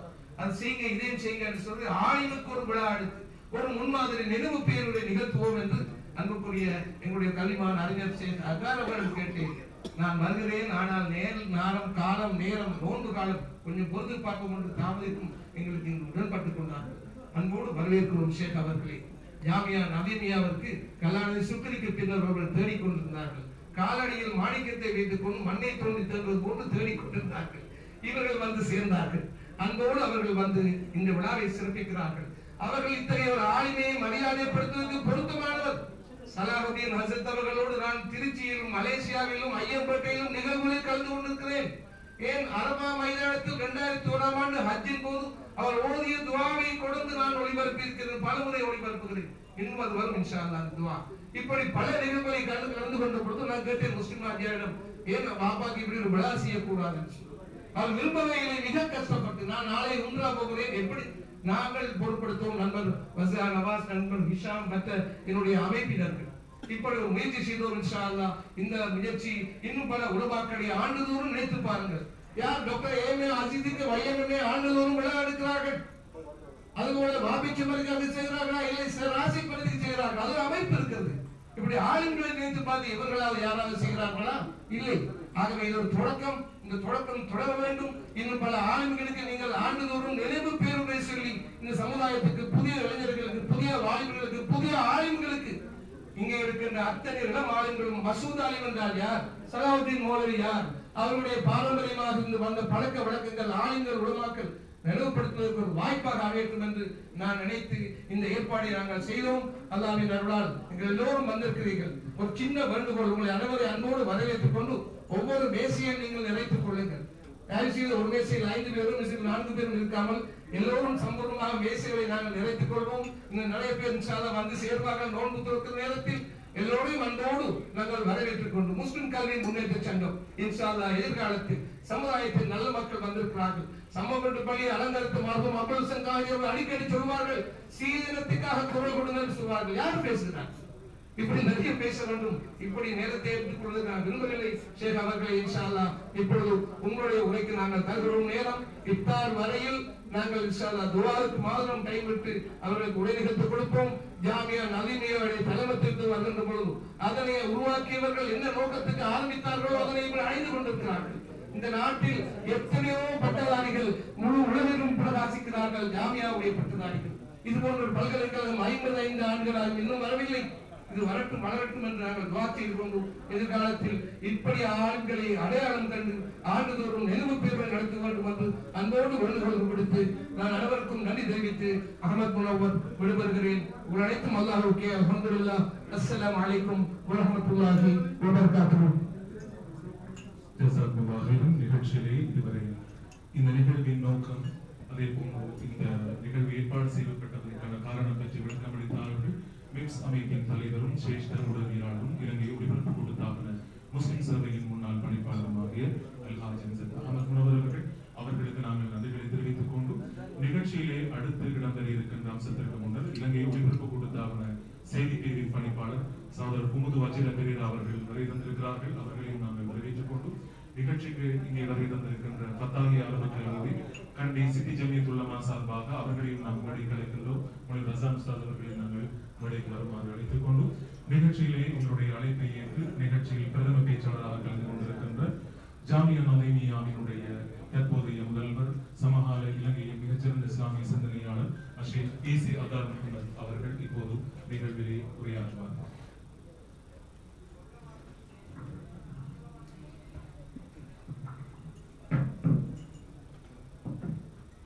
Bismillahirrahmanirrahim. Alhamdulillah Rabbil Alameen. Wassalatu wassalamu ala ashrafil anbiya'i wa sayyidil mursalin Sayyidina Muhammad wa ala alihi wa sahbihi wa man tabi'ahum bi ihsanin ila yawmiddin. Maulana Maulavi Salahuddin Bari அவர்களே, அவர்களுடைய வாழ்வை பணிகளை நினைவு கூறும் நோக்கத்தோடு ஒழுங்கு செய்யப்பட்டிருக்கின்ற இந்த மகத்தான நிகழ்வுக்கு தலைமை வகிக்கின்ற எனது பேரன்புக்கும் பெருமதிப்புக்கும் உரிய சகோதரர், தென்கிழக்கு பல்கலைக்கழக வேந்தர், ஜனாதிபதி சட்டத்தரணி கலாநிதி ஃபாயிஸ் முஸ்தபா அவர்களே, மர்ஹூம் சலாஹுதீன் பாரி ரஹ்மஹுல்லா அவர்களுடைய புதல்வர், மதிப்புக்கும் அன்புக்கும் உரிய அல்ஹாஜ் முஸ்லிம் சலாஹுதீன் அவர்களே, முஸ்லிம் கல்வி முன்னேற்ற சங்கத்தின் ஸ்தாபக தலைவர், இந்த நிகழ்வின் பிரதம ஏற்பாட்டாளர், எனது அன்புக்கும் மதிப்புக்கும் உரிய சகோதரர் அல்ஹாஜ் அஹமத் முனவர் அவர்களே, சங்கத்தின் உறுப்பினர்களே, இங்கு மேடையில் விட்டிருக்கின்ற மதிப்புக்குரிய புர்ஹான் ஹசரத் அவர்களே, இனிய மரியாதைக்குரிய உலமாக்களே, மதிப்புக்குரிய சகோதரர்களே, அஸ்ஸலாமு அலைக்கும் வரஹ்மத்துல்லாஹி வபரகாத்துஹு. இத்தகைய நினைவேந்தல் நிகழ்வுகள் ஏன் நடாத்தப்பட வேண்டும் என்பதை சகோதரர் முனவர் ஹாஜி அவர்கள் தொட்டு காட்டினார்கள். ஆரம்பமாக நம்மோடு வாழ்ந்து நம்மை விட்டு பிரிந்தவர்களுடைய நலவுகளை நினைவு கூறுவது என்பது ஒரு முக்கியமான அமல். மாத்திரமல்ல, அவர்களுக்கு நாங்கள் செய்கின்ற உயர்ந்த பிரார்த்தனையாக துஆவாகவும் அது இருக்கும். ஒரு நாள் ஒரு ஜனாசா செல்கிறது. ஸல்லல்லாஹு அலைஹி வஸல்லம் அவர்கள் அங்கே நிற்கிறார்கள். அந்த ஜனாசாவுடைய நலவுகளை மக்கள் பேசிக் கொள்கிறார்கள். இதை கேட்ட ஸல்லல்லாஹு அலைஹி வஸல்லம் அவர்கள் வஜபத் என்றார்கள். மற்றொரு ஜனாசா கடந்து சென்றது. அந்த ஜனாசாவுடைய கெடுதிகளை மக்கள் பேசிக் கொண்டிருந்தார்கள். இதை பார்த்த ஸல்லல்லாஹு அலைஹி வஸல்லம் அவர்கள் வஜபத் என்றார்கள்.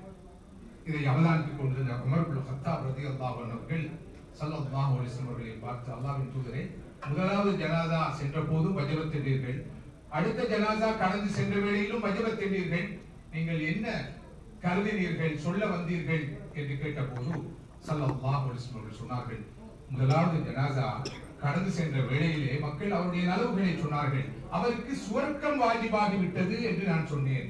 இரண்டாவது ஜனாசா கடந்து சென்ற போது மக்கள் அவருடைய கெடுதிகளை பேசினார்கள், அவருக்கு நரகம் வாஜிபாகி விட்டது, விதியாகி விட்டது என்று நான் சொன்னேன். இவ்வாறு சொன்ன ஸல்லல்லாஹு அலைஹி வஸல்லம் அவர்கள் அடுத்து சொன்னார்கள், அன்தும் ஷுஹதாஉல்லாஹ் ஃபில் அர்த், அன்தும் ஷுஹதாஉல்லாஹ் ஃபில் அர்த், அன்தும் ஷுஹதாஉல்லாஹ் ஃபில் அர்த். மனிதர்களே, நீங்கள் தான் இந்த பூமியிலே அல்லாஹ்விடத்தில் சாட்சி சொல்லும் சாட்சியாளர்கள். மனிதர்கள் தான் மனிதர்களை பற்றி அல்லாஹ்விடம் சாட்சி சொல்ல வேண்டும். நபி அவர்கள் 3 முறை இதனை வழக்கி திரும்ப திரும்ப சொன்னார்கள். இந்த வகையிலே நம்மை விட்டு பிரிந்து சென்ற நல்லடியார்களுக்காக, நல்ல மனிதர்களுக்காக, நமது பெற்றோருக்காக, உற்றார் உறவினர்களுக்காக, நண்பர்களுக்காக, அன்பர்களுக்காக, அறிஞர்களுக்காக, பெருந்தகைகளுக்காக நானும் நீங்களும் சாட்சி சொல்ல வேண்டும். அவருடைய நலவுகளை பேசுகிற அளவுக்கு அது சாட்சியாக மாறும். அந்த சாட்சியின் விளைவாக அல்லாஹ் சுப்ஹானஹு வ தஆலா அவர்களுக்கு மிக உயர்ந்த அந்தஸ்தை. அதே போல நம்மை விட்டு பிரிந்து செல்லும் நல்ல அடியார்களை, நல்ல மனிதர்களை நினைவு கூறுகின்ற அந்த பழக்கம் இஸ்லாமிய கண்ணோட்டத்திலே மிகப்பெரிய ஒரு சுன்னா. இதனை திக்ரு மஹாசினில் மௌத்தா, இறந்தவர்களுடைய நல்ல விஷயங்களை பிரஸ்தாபிப்பது, நினைவு கூறுவது, இது முக்கியமான ஒரு அமல். இந்த வகையிலே இந்த நிகழ்ச்சிக்கு பின்னால், இந்த நிகழ்வுக்கு பின்னால் மிகப்பெரிய ஒரு ஆன்மீக பின்புலம், இஸ்லாமிய பின்புலம் இருக்கிறது. ஒன்று, அவர்களுக்கு சாட்சி சொல்வது. இரண்டாவது, அவர்களுக்காக துஆ செய்வது. இவை அனைத்தை விட மற்றொரு கடப்பாடு இருக்கிறது. அதுதான் நன்றி சொல்வது. நன்மை செய்தவர்களுக்கு, நலவு செய்தவர்களுக்கு, சேவை செய்தவர்களுக்கு நன்றி சொல்கிற மிகப்பெரிய கடப்பாடு நமக்கு இருக்கு. இவற்றோடு சகோதரர்களே, மிக முக்கியமான மற்றொரு நோக்கமும் இப்படிப்பட்ட நினைவேந்தல் நிகழ்ச்சிகளுக்கு பின்னால் அல்லது நினைவு பேருரைகளுக்கு பின்னால் இருக்கிறது. அதுதான் இளம் தலைமுறையினருக்கு நமது மூதாதையர்களை, முன்னோர்களை சிறந்த ரோல் மாடல்ஸாக, சிறந்த அடையாள புருஷர்களாக அறிமுகம் செய்வது. நமது இளம் தலைமுறையினருக்கு நமது வரலாறு தெரியாது, நமது பாரம்பரியம் தெரியாது, நமது கலாச்சாரம் தெரியாது, நமது முன்னோடிகள் தெரியாது, நம் சமூகத்தை தூக்கிய மனிதர்கள் தெரியாது, நமது வேர்கள் தெரியாது, ரூட்ஸை தெரியாத, வேர்களை அறியாத நிலையில் தான் நமது தலைமுறை வாழ்ந்து கொண்டிருக்கிறது. இத்தகைய நிகழ்ச்சிகள் தான் நிச்சயமாக அவர்களுக்கு மிக சிறந்த வழிகாட்டலை கொடுக்கும் என்று நான் நினைக்கிறேன். இந்த வகையில் தான் மௌலானா மௌலவி சலாவுத்தீன் பாரி ரஹிமஹுல்லாஹ் அவர்களை நினைவு கூறும் வகையிலே இந்த நினைவு பேருரை நிகழ்ச்சி ஒழுங்கு செய்யப்பட்டிருக்கிறது. நலீம் ஹாஜியார் ரஹிமஹுல்லாஹ் அவர்களுடைய நினைவு பேருரை தொடரின் அங்குரார்ப்பண நினைவுரையை நிகழ்த்துகின்ற சந்தர்ப்பம் எனக்கு கிடைத்தது. அதனைத் தொடர்ந்து கலாநிதி சுக்ரி ரஹிமஹுல்லாஹ் அவர்களது நினைவு பேருரையை நிகழ்த்துகின்ற வாய்ப்பு எனக்கு கிடைத்தது. இந்த நாடு பெற்றெடுத்த ஒரு பரோபகாரியின் நினைவு பேருரை நிகழ்த்தும் வாய்ப்பு கிடைத்தது. இந்த நாடு பெற்றெடுத்த நம் சமூகத்தின் ஒரு புலமை சொத்தான கலாநிதி சுக்ரி ரஹிமஹுல்லாஹ் அவர்களுடைய நினைவு பேருரையை நிகழ்த்தும் வாய்ப்பு எனக்கு கிடைத்தது. இந்த நாடு, இந்த சமூகம் கண்ட, நமக்கு தந்த மாபெரும் ஒரு இஸ்லாமிய அறிஞரான மௌலானா மௌலவி சலாஹுத்தீன் பாரி ரஹிமஹுல்லாஹ் அவர்களுடைய இந்த நினைவு பேருரையை நிகழ்த்துவதற்கும் எனக்கு சந்தர்ப்பம் கிடைத்திருக்கிறது. இதனை நான் ஒரு அருளாக மாத்திரமல்ல, மிகப்பெரிய பெருமையாகவும் கருதுகிறேன். இந்த நல்ல வாய்ப்பை எனக்கு தந்த ஏற்பாட்டாளர்களுக்கு இந்த சந்தர்ப்பத்திலே நான் துஆ செய்ய கடமைப்பட்டிருக்கிறேன். மதிப்புக்குரிய சகோதரர்களே, கலாநிதி மௌலானா மௌலவி சலாஹுத்தீன் பாரி ரஹிமுல்லா அவர்களோடு ஓரளவு நான் பழகி இருக்கிறேன். அவர்களோடு சில நிகழ்ச்சிகளிலே நான் உள்நாட்டிலும் வெளிநாடுகளிலும் பங்கேற்றிருக்கிறேன். குறிப்பாக பல ஆண்டுகளுக்கு முன்னால் அவருடைய புதல்வர் முஸ்லிம் சலாஹுத்தீன் அவர்கள் அவர்களுடைய பிறந்த மண்ணிலே ஸ்தாபித்த அவர்களுடைய பேரால் நிறுவி அங்குரார்ப்பணம் செய்து வைத்த நூலக திறப்பு விழாவிலே பங்கேற்கும் சந்தர்ப்பமும் எனக்கு கிடைத்தது. அங்கு உரை நிகழ்த்தும் வாய்ப்பும் எனக்கு கிடைத்தது. அந்த வகையிலே மௌலானா மௌலவி சலாஹுத்தீன் பாரி ரஹ்மத்துல்லாஹி அவர்களை பற்றி பேசுவதற்கு ஒப்பீட்டு ரீதியில் ஓரளவு தகுதி உள்ளவனாக நான் இருக்கிறேன் என்று நம்புகிறேன். தேசத்திலும் சர்வதேசத்திலும் அறியப்பட்ட மிகப்பெரிய ஒரு ஆளுமையாக அவர் இருந்தார். அத்தகைய ஒரு ஆளுமையை நினைவு கூறுவது நமது தார்மீக கடமை என்று சொன்னால் அது மிகையாக மாட்டாது. மதிப்புக்குரிய சகோதரர்களே, அவர் ஒரு அற்புதமான மனிதர். அவருடைய பங்களிப்புகள் பன்முகப்பட்டவை. அவர் ஒரு மல்டி டைமென்ஷனல் பர்சனாலிட்டி. அவர் ஒரு பன்முக ஆளுமை. ஆரம்பமாக அந்த காலத்திலே அறிஞர்கள் உலமாக்கள் குறைவாக இருந்த காலத்திலே, திறமைகளும் ஆற்றல்களும் குறைவாக பெற்ற மனிதர்கள் வாழ்ந்த காலத்திலே மௌலானா மௌலவி சலாஹுத்தீன் பாரி அவர்கள் மொழி புலமை பெற்றவராக இருந்தார். மல்டிலிங்குவல் ஸ்காலராக அன்று அவர் விளங்கினார். தமிழ் மொழியில் அவருக்கு புலமை இருந்தது, சிங்கள மொழியில் அவருக்கு தேர்ச்சி இருந்தது, ஆங்கில மொழியிலே பரிச்சயம் இருந்தது, நிச்சயமாக அரபு மொழியையும் அவர் நன்கு கற்றிருந்தார். வெறுமனே மொழி புலமை மாத்திரமல்ல, நல்ல நாவன்மை மிக்க ஒரு பேச்சாளராக அவர் விளங்கினார். எலக்ட்ரோவன்ட் ஸ்பீக்கர், ஒரு பப்ளிக் ஒரேட்டர். அந்த காலத்திலேயே மிக பிரபலமான ஒரு பேச்சாளராக, மிக பிரபலமான நாவன்மை மிக்க ஒரு உரையாளராக, விரிவுரையாளராக அவர் விளங்கினார். இவற்றோடு அவர் உலக புகழ் பெற்ற ஒரு ஹதீபாக இருந்தவை பலருக்கு தெரிந்திருக்கும். ஆயிரக்கணக்கான ஹுத்பாக்களை 5 தசாப்த காலத்துக்கு மேலாக அவர் நிகழ்த்தி இருக்கிறார் என்பது இங்கே இருந்து குறிப்பிடப்பட வேண்டிய ஒரு விஷயம். உலகிலே பல நாடுகளுக்கு அவர் சென்று சொற்பொழிவுகள், விரிவுரைகள், ஹுத்பாக்கள் என்று பல்வேறு நிகழ்ச்சிகளிலே பங்கேற்று தனது சமய சன்மார்க்க பணியை வெற்றிகரமாக செய்து வந்திருக்கிறார். இந்த காலத்திலே நிறைய உலமாக்கள் இருக்கிறார்கள், அறிஞர்கள் இருக்கிறார்கள். ஆனால் அவர் வாழ்ந்த காலம் இந்த அளவு தூரம் அறிஞர்கள், புத்திஜீவிகள் இருந்த காலம் அல்ல. அத்தகைய ஒரு காலத்திலே மிகப்பெரிய ஒரு இடைவெளியை அவர்கள் நிரப்பினார்கள். நாடு நாடாக சென்று தனது சன்மார்க்க பணியை அவர்கள் முன்னெடுத்தார்கள். எனவேதான் இவர்களுக்கு பூலோகம் சுற்றும் இஸ்லாமிய ஸ்தானிகர் என்ற ஒரு பட்ட பெயர் அந்த காலத்திலே சூட்டப்பட்டது. பூலோகம் சுற்றும் இஸ்லாமிய ஸ்தானிகர் என்று.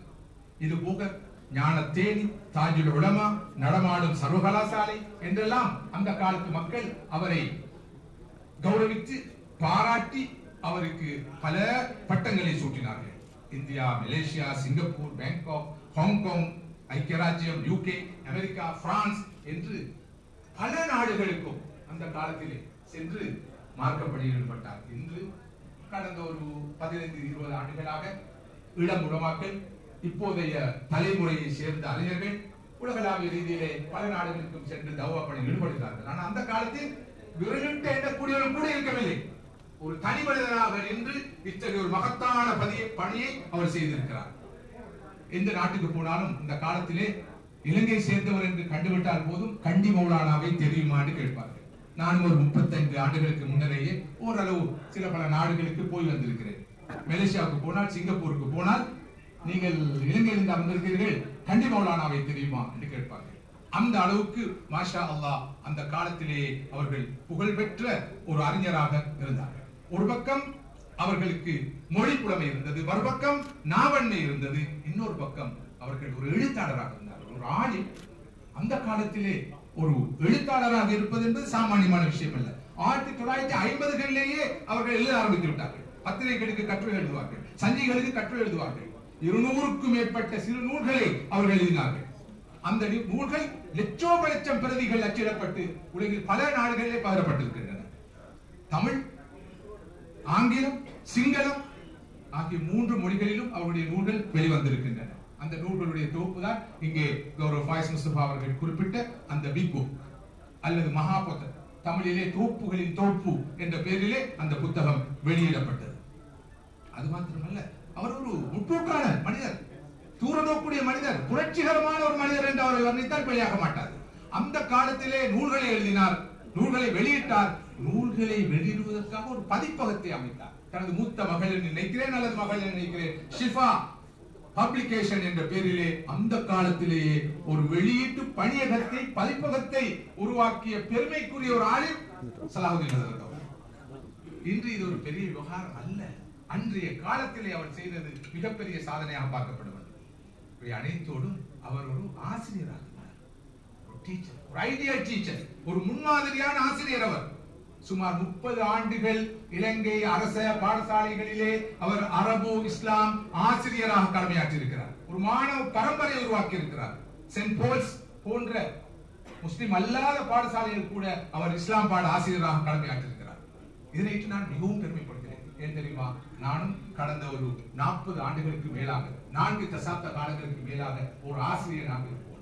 ஜாமியா நதீமியா என்ற கலாபீடத்திலே கடந்த 48 ஆண்டுகளாக இருந்து 41 ஆண்டுகள் அங்கே ஒரு ஆசிரியராக கடமையாற்றியவன் என்ற வகையில் நான் உண்மையிலே சலாஹுதீன் ஹஸரத் அவர்கள் 30 ஆண்டுகளுக்கு மேலாக ஒரு ஆசிரியராக இருந்ததை என்று பெருமைப்படுகிறேன். ஸல்லல்லாஹு அலைஹி வஸல்லம் அவர்கள் அதை சொல்லி பெருமைப்பட்டிருக்கிறார்கள். இன்னமா பரஸ்து முஅல்லிமன், நான் இந்த உலகத்துக்கு ஒரு ஆசிரியனாகவே அனுப்பப்பட்டிருக்கிறேன் என்று சொல்லி பெருமைப்பட்டார்கள் ஸல்லல்லாஹு அலைஹி வஸல்லம். நான் நினைக்கிறேன், உலகத்தில் இருக்கிற எல்லா துறைகளிலும் மிகவும் பெருமதியான ஒரு துறைதான் ஆசிரியம். ஆசிரியர் தொழில் அல்ல, அது ஒரு ப்ரொஃபஷன் அல்ல, அது ஒரு மிஷன், அது ஒரு நோபல் மிஷன்.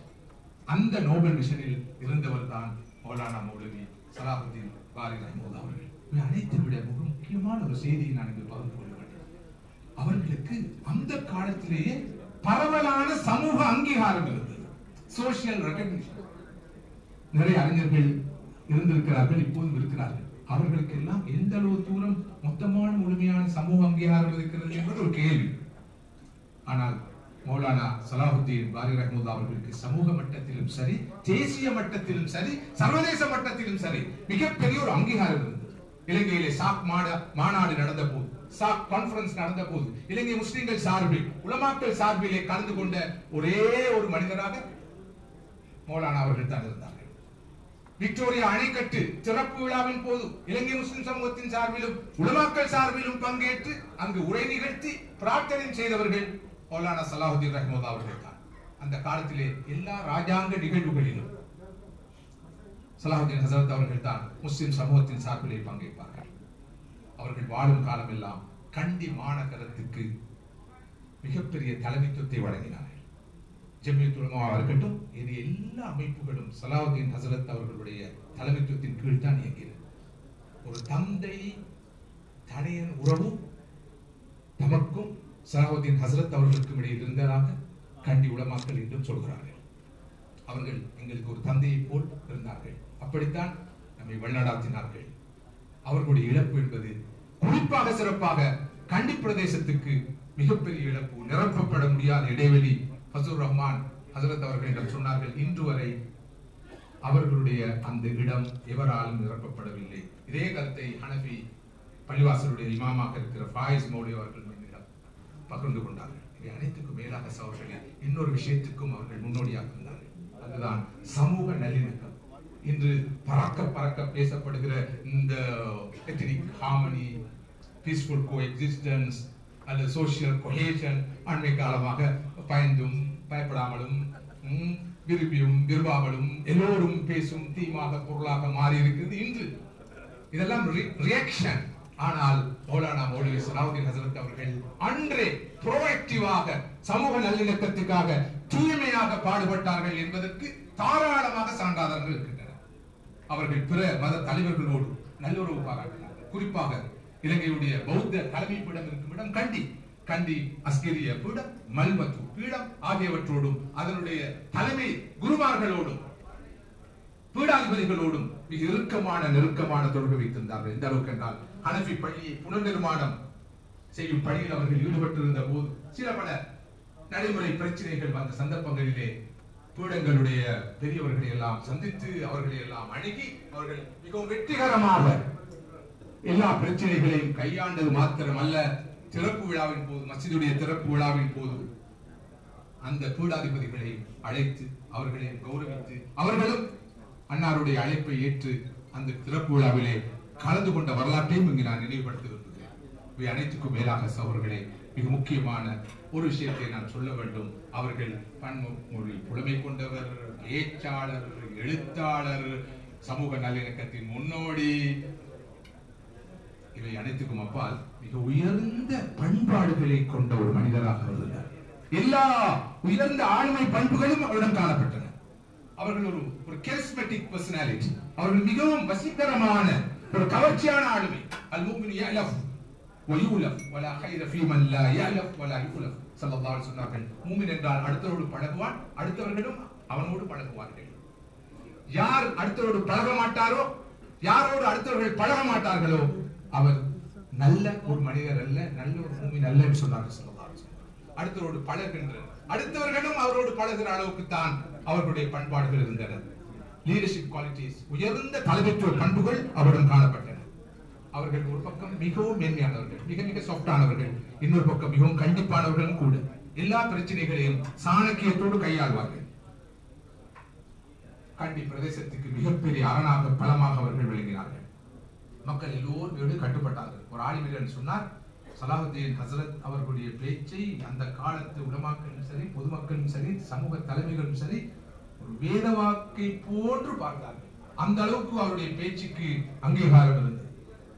அன்னார் அன்று ஒரு ஆலிமாக, சாதாரண மௌலவியாக இருந்த போதிலும் அவர்கள் இந்த அளவு பெரிய ஆளுமையாக மாறியதற்கு பின்னால் அவர்களிடம் இருந்த சில பழக்க வழக்கங்கள் முக்கியமான காரணம். குறிப்பாக வாசிப்பு பழக்கம் இன்றும் கூட பலரிடம் இல்லை. நிறைய பேரிடம் இல்லாத ஒரு விஷயம். நான் அந்த பெயர்கள் யாருன்னு சொல்லவில்லை. வாசிப்பு பழக்கம், ரீடிங் ஹேபிட் ரொம்ப குறைவும், வாசிக்க வேண்டியவர்கள் வாசிப்பதில்லை. இப்படிப்பட்ட ஒரு நிலை இன்று கூட நிலவுகிறது. ஆனால் ஹசரத் அவர்களுடைய ஹொபியாக, பொழுதுபோக்காக வாசிப்பிருந்தது. தினசரி பத்திரிகைகளை வாசிப்பார்கள், சஞ்சைகளை வாசிப்பார்கள். அந்த காலத்தில் அந்த கான்டெக்ஸ்டுக்கு போய் இதை நீங்கள் பார்க்க வேண்டும். புத்தகங்களை வாசிப்பார்கள். வீட்டிலே ஒரு நூலகம் இருந்தது. ஹனஃபி மஸ்ஜிதிலே ஒரு நூலகம் வைத்திருந்தார்கள். அங்கே பொது நூலகம் ஒன்று இருந்தது. அவர்களுக்கு என்று ஒரு தனியான பிரத்யேக நூலகம் இருந்தது. அனைத்துக்கும் மேலாக நேர்த்தியாக ஆடை அணிவார்கள். அவர்கள் அற்புதமான ஆளுமை, அழகாக ஆடை அணிவார்கள். எனக்கு ஞாபகம் இருக்கிறது, எனது பாடசாலை பருவத்தில் இருந்தால் 7, 8ஆம் வகுப்பில் நான் படித்துக் கொண்டிருக்கும் போது குருநாகலிலே ஒரு பாடசாலையில் நடந்த இஸ்லாமிய வைபவத்தில் நான் பங்கேற்ற ஞாபகம் இருக்கிறது. அங்கே அழகாக சஃபாரி அணிந்த ஒரு ஆலிம் வந்து உரை நிறுத்தினார். எனக்கு நீண்ட காலத்துக்கு பிறகுதான் தெரியும் அவ்வாறு அங்கு வந்தவர் சலாஹுத்தீன் ஹசரத் அவர்கள். அந்த அளவுக்கு மிக அழகான ஒரு கவர்ச்சியா ஆளுமை மாத்திரம் அல்ல, மிக அழகாக ஆடை அணிகின்ற பழக்கம் அவருக்கு இருந்தது. அன்னாரிடம் எளிமையும் பணிவும் இருந்தது. குறிப்பாக சொல்வார்கள், ஒரு சபைக்கு போனால் ஏழைகள், சமூகத்தில் ஏதோ ஒரு காரணத்தினால் புறக்கணிக்கப்பட்டவர்கள் இருக்கும் சகனுக்கு போய் அமர்ந்து கொண்டு அவர்களோடு உணவருந்துவார்களாம். அவருடைய உணவு, உடை, போக்குவரத்து அனைத்திலும் எளிமை பெறப்பட்டது. பணிவும் தன்னடக்கமும் இருந்தது. எப்போது இன்முகத்தோடு இருப்பார்கள், மலர்ந்த முகத்தோடு இருப்பார்கள். சிறியோர் பெரியோர் என்ற பாகுபாடு இல்லாமல் எல்லோரும் பழகுவார்கள், கனிவாக பேசுவார்கள். இந்த கருவம், பெருமை, தலைக்கணம், இன்டெலெக்சுவல் அரகன்ஸ், நான் ஒரு ஆலிம், நான் இந்த காலத்தில் முடிசூடா மன்னன், உலக புகழ் பெற்ற பேச்சாளன், எழுத்தாளன் என்ற அந்த பார்வையே அவரிடம் இருக்கவில்லை. மிகவும் மென்மையான மனிதன் என்று நான் சொன்னேன். ஸல்லல்லாஹு அலைஹி வஸல்லம் பண்புகள் இவை அனைத்துக்கும் மேலாக நன்றி பாராட்டும் ஒரு உயர்ந்த குணம் அவரிடம் இருந்தது. பெரிய சிறிய எல்லா உதவிகளுக்காகவும் நன்றி பாராட்டுவார்கள், துஆ செய்வார்கள். ஒரு பக்கம் பணிவு, யார் பணிவோடு நடந்து கொள்கிறாரோ அவரை அல்லாஹ் உயர்த்துவார். மறுபக்கம் நன்றி சொல்லும் மனப்பான், யார் நன்றியோடு நடந்து கொள்கிறாரோ அல்லாஹ் அவருக்கு தனது அருட்கொடைகளை அதிகரித்துக் கொடுப்பான் என்று அல்குர்ஆன் சொல்கிறது.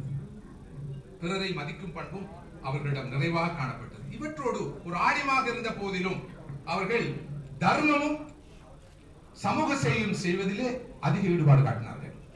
சுமார் 40 ஆண்டுகள் பணிபுரிந்த ஹனஃபி பள்ளிவாசல் புனர் நிர்மாண பணிக்கு முன்னோடி அவர்கள். இன்று கண்டி மாநகரிலே முஸ்லிம்களுடைய கலாச்சாரத்தின் சின்னமாக விளங்கும் அந்த ஹனஃபி மஸ்ஜிதை புனர் நிர்மாணம் செய்வதற்கு தலைமைத்துவம் வழங்கியவர்கள் ஹஜரத் அவர்கள் தான். 40 ஆண்டு காலம் அந்த பள்ளிவாசலிலே அவர்கள் பணியாற்றினார்கள். அதன்போது எதிர்கொண்ட சவால்களை அவர்கள் வெற்றிகரமாக சமாளித்தார்கள் என்று நான் ஏற்கனவே குறிப்பிட்டேன். இவற்றோடு இவர்கள் மற்றும் பல சமூக பணிகளில் ஈடுபட்டார்கள். கண்டி இஸ்லாமிய நிலையத்தின் பணிப்பாளராக இருக்கிறார். வக்ஃபு சபை உறுப்பினராக இருந்தார்கள். அகில இலங்கை மட்டத்து சமாதான நீதிவானாக செயல்பட்டார்கள். தேசிய சர்வதேச மாநாடுகளில் பங்கேற்றார்கள், நிகழ்வுகளில் பங்கேற்றார்கள். இவர்களது இத்தகைய சமூக சமய சன்மார்க்க பணிகளுக்கு தேசத்திலும் சர்வதேசத்திலும் பல பாராட்டுகள் கிடைத்தன, விருதுகள் கிடைத்தன. கௌரவ கலாநிதி பட்டம் இவர்களுக்கு வழங்கப்பட்டது. தேசமானிய, தேசகீர்த்தி, கலாபூசணம் முதலான பட்டங்கள் எல்லாம் இவர்களுக்கு வழங்கப்பட்டது. அனைத்துக்கும் மேலாக என்னை பொறுத்தவரை தனிப்பட்ட முறையில் ஹஜரத் அவர்களுடைய வாழ்க்கையில் என்னை கவர்ந்த, ஈர்த்த, ஆகர்ஷித்த ஒரு பண்பு இருக்கிறது. அதுதான் இயற்க பாகுபாடு இல்லாமல், வேறுபாடு இல்லாமல் அனைவரையும் அரவணைத்தது. தரிகாக்களாக இருக்கலாம், ஜமாத்துகளாக இருக்கலாம், அமைப்புகளாக இருக்கலாம், அனைத்தையும் அரவணைத்து சென்ற ஒரு மா மனிதராக, ஒரு முன்மாதிரி மனிதராக, ஒரு அடையாள புருஷராக அவரை நான் பார்க்கிறேன். வேற்றுமையில் ஒற்றுமை காண வேண்டும், முரண்பாட்டில் உடன்பாடு காண வேண்டும், யூனிட்டி இன் டைவர்சிட்டி, என்றெல்லாம் நாம் அண்மை காலமாக பேசி வருகிறோம். நான் கடந்த 4 தசாப்த காலமாக கேட்கிறார்களோ இல்லையோ நான் பேசி வருகிறேன். ஆனால் ஹஜரத் அவர்கள் தனது வாழ்க்கையின் மூலமாக அதற்கான முழு முன்மாதிரியை காண்பித்தார்கள். இது அவருடைய வாழ்க்கையிலே நீங்கள் பார்க்கக்கூடிய முக்கியமான ஒரு தன்மை, எல்லோரையும் அரவணைப்பது.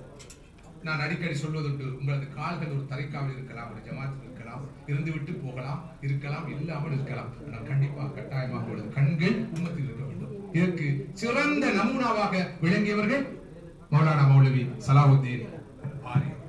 அவருடைய ஆன்மீக வாழ்க்கை அற்புதமான சகோதரர்களே. அல் குர்ஆனோடு அவர்கள் நெருக்கமான தொடர்பு இருந்தது. நானும் எனது பேச்சுகளிலே அல் குர்ஆனை கல்பு குளிர, கண் குளிர, இரவெல்லாம் பகலெல்லாம் நாம் ஓத வேண்டும் என்று சொல்வேன். எங்கிருந்து இந்த கல்பு குளிர, கண் குளிர என்ற வார்த்தைகளை நான் பெற்றேன் என்று முந்த நாள் சிந்தித்தேன். 100க்கு 100 வீதம் சலாஹுத்தீன் ஹசரத் அவர்களுடைய ஒரு துஆ தான் எனது மனப்பதிவாக மாறி அங்கிருந்து பெற்ற அந்த வார்த்தைகள் தான் என்னுடைய நாவிலும் அவ்வப்போது மொழியப்படுகிறது என்பதை நான் ஆழமாக உணர்ந்தேன். அந்த வகையில் அவரை ஒரு ஆசானாக பார்த்தால் அது பிழையாக இருக்க மாட்டாது. அற்புதமான மொழி நடையில் உருக்கமாக அவர்களுடைய உரைகள் அமையும், மாத்திரமல்ல அவர்களுடைய துஆக்களும் அமையும். அவர்கள் குர்ஆனோடு இறுக்கமான தொடர்பு வைத்திருந்தார்கள். ஒரு நாள், ஒரு 35 ஆண்டுகளுக்கு முன்னால் நான் தெஹிவலை சந்தியில் இருந்து மகார்கமை நோக்கி போய்கொண்டிருந்தேன். NIE, national institute of education, Jathika Adhyapana Ayathana என்ற அந்த நிறுவனத்துக்கு இந்த டெக்ஸ்ட் புக்ஸ் விஷயம் சம்பந்தமாக பங்கேற்பதற்காக போய்கொண்டிருந்தேன். பஸ்ஸிலே, அதாவது பப்ளிக் டிரான்ஸ்போர்ட்டிலே போய்கொண்டிருந்தேன். சுமார் 35 ஆண்டுகள். அப்போது ஒரு மனிதர் தொப்பி அணிந்து, வெள்ளை ஆடை அணிந்து குர்ஆனை ஓதிக் கொண்டிருக்கிறார். எங்கே? பஸ்ஸிலே ஒரு ஆசனத்தில் போய் பார்த்தேன். எந்த நேரமும் அவர்கள் குர்ஆனை ஓதிக் கொண்டிருப்பார்கள், அல்லது திக்ரில் இருப்பார்கள், அல்லது ஸலவாத் ஓதிக் கொண்டிருப்பார்கள். ஸலவாத்திலே அவர்களுக்கு அதிக ஈடுபாடு. ஒவ்வொரு நாள் காலையிலும் அவர்கள் வாக்கிங் போவார்கள். ஒவ்வொரு நாளைக்கு ஒவ்வொரு தெருவை, ஒவ்வொரு வீதியை தெரிவு செய்து வாக்கிங் போவார்கள். வாக்கிங் நேரத்திலே அவர்கள் செய்கின்ற மிகப்பெரிய பணி என்ன தெரியுமா? குர்ஆனை ஓதுவது, திக்ர் செய்வது, குறிப்பாக சிறப்பாக ஸலவாத். புது புது பாதைகளிலே பயணிப்பார்களாம். கேட்டால் சொல்வார்களாம், எல்லா பாதைகளும் நாளை மறுமையிலே எனக்காக சாட்சி சொல்ல வேண்டும் என்று நான் செய்த திக்ர்களுக்காக, நான் ஓதிய திலாவத்துக்காக, நான் ஓதிய ஸலவாத்துக்காக. அத்தகைய ஒரு பாதை இருந்தது. 100 தடவை நான் மக்காவுக்கு மதீனாவுக்கு செல்ல வேண்டும் என்ற ஒரு ஹாஜத் அவருக்கு இருந்தது. அல்லாஹ் அந்த ஹாஜத்தை கபூல் செய்தார். அவர்கள் 100 தடவைகளுக்கு மேல் மக்காவுக்கும் மதீனாவுக்கும் பயணம் செய்திருக்கிறார்கள். 50க்கும் மேற்பட்ட ஹஜ் கடமைகளை நிறைவேற்றிருக்கிறார்கள். கணிசமான தொகை உம்ராக்களை அவர்கள் நிறைவு செய்திருக்கிறார்கள். ஸலவாத்துடைய மகிமையினால் தான் இந்த அற்புதமான பாக்கியத்தை நான் பெற்றேன் என்று அடிக்கடி அவர்கள் சொல்லிக் கொள்வார்கள் என்ற செய்தியும் ஒரு ஆளில் என்னோடு பகிர்ந்து கொண்டார். சுன்னத்தை ஹயாத்தாக்குவதிலே அவர்களுக்கு ஈடுபாடு இருந்தது.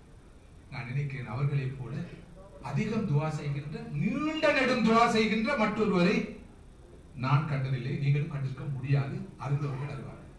எந்த அளவுக்கு என்றால் ஃபத்தாஹியா மதரசாவுடைய ஒரு பட்டமளிப்பு விழாவுக்கு பல ஆண்டுகளுக்கு முன்னால் நாம் போயிருந்தோம். பட்டமளிப்பு விழா நிறைய பேரும் நேரம், கடுமையான பசி, பகல் போசன வேலை, ஹசரத் அவர்களுக்கு துவா ஓத சந்தர்ப்பம் வழங்கப்பட்டது. 1 மணி நேரம் துவா, 1 மணி நேரம். அங்கே தேவபந்திலே இருந்து ஒரு ஆலிம் வந்திருந்தாராம். நேற்றுதான் அந்த ஆலிமிடம் மற்றொரு ஆலிமிடம் சொன்னார். இந்த தேவபந்து ஆலிம் வந்து சொன்னாராம், இப்படி ஒரு நீண்ட துவாவை எனது வாழ்க்கையில் எங்குமே நான் கேட்டதும் இல்லை, பார்த்ததும் இல்லை, அப்படியான ஒரு மஜ்லிஸில் அமர்ந்ததும் இல்லை. அந்த அளவுக்கு துவாவிலே அவர்களுக்கு ஈடுபாடு இருந்தது. அல்லாஹ் அவர்களுடைய துவாக்களை ஏற்று கபூல் செய்வார். அதுக்குரிய சகோதரர்களே, பெரியவர்களே, உண்மையிலே ஞாபகப்படுத்தப்பட வேண்டிய, பாராட்டப்பட வேண்டிய, நன்றி சொல்லப்பட வேண்டிய, நினைவு கூறப்பட வேண்டிய ஒரு மாமனிதருக்கு தான் இந்த புனிதமான ரமதான் மாதத்திலே, இந்த புனிதமான இஃப்தாருடைய வேளையிலே இந்த நிகழ்வு ஏற்பாடு செய்யப்பட்டிருக்கிறது என்பதை பார்த்து நான் அதிகம் சந்தோஷப்படுகிறேன், பேருவகை கொள்கிறேன். இவற்றோடு அவர்களிடம் இருந்த சில நல்ல பண்புகள், அவர்கள் புறம் பேசுவதில்லை, கோல் சொல்வதில்லை, அமானிதம் காக்கிற தன்மை இருந்தது, வீண்விரயம் கிடையாது. எப்போதும் அடுத்தவர்களை பற்றி நல்லெண்ணம் கொள்ளக்கூடியவர்களாக இருந்தார்கள். யாருடைய உள்ளத்தையும் அவர்கள் காயப்படுத்துவதில்லை, புண்படுத்துவதில்லை. இவையெல்லாம் அன்னாரிடம் இருந்த அற்புதமான பண்புகள் சகோதரர்களே. இத்தகைய ஒரு மனிதனை தான் இங்கு நாங்கள் நினைவுபடுத்துகிறோம். இன்னும் அன்னாரை பற்றி சொல்வதற்கு, பேசுவதற்கு, உங்களோடு பகிர்ந்து கொள்வதற்கு நிறைய விஷயங்களை நான் தொகுத்து வைத்து இருந்த போதிலும் இப்போது இஃப்தாருடைய வேளை நெருங்கிக் கொண்டிருக்கிற காரணத்தினால் அவற்றையெல்லாம் சொல்வதற்கான வாய்ப்பு எனக்கு இல்லை. ஒரே ஒரு செய்தியை, நான் அடிக்கடி சொல்லும் செய்தியை இங்கு நினைவுபடுத்த விரும்புகிறேன். மௌலானா மௌலவி சலாஹுத்தீன் பாரி ரஹ்மத்துல்லா அவர்களுடைய வாழ்க்கை எனக்கும் உங்களுக்கும் சொல்லுகிற ஒரு செய்தி இருக்கிறது. உனது பிறப்பு ஒரு சம்பவமாக இருந்தாலும் உனது இறப்பு ஒரு சரித்திரமாக மாற வேண்டும். உனது பிறப்பும் ஒரு சம்பவம், உனது மௌத்து மரணமும் இறப்பும் ஒரு சம்பவம் என்று இருந்தால் இந்த உலகத்திலே நீ பிறந்ததற்கு எந்த அர்த்தம் இருக்க முடியாது.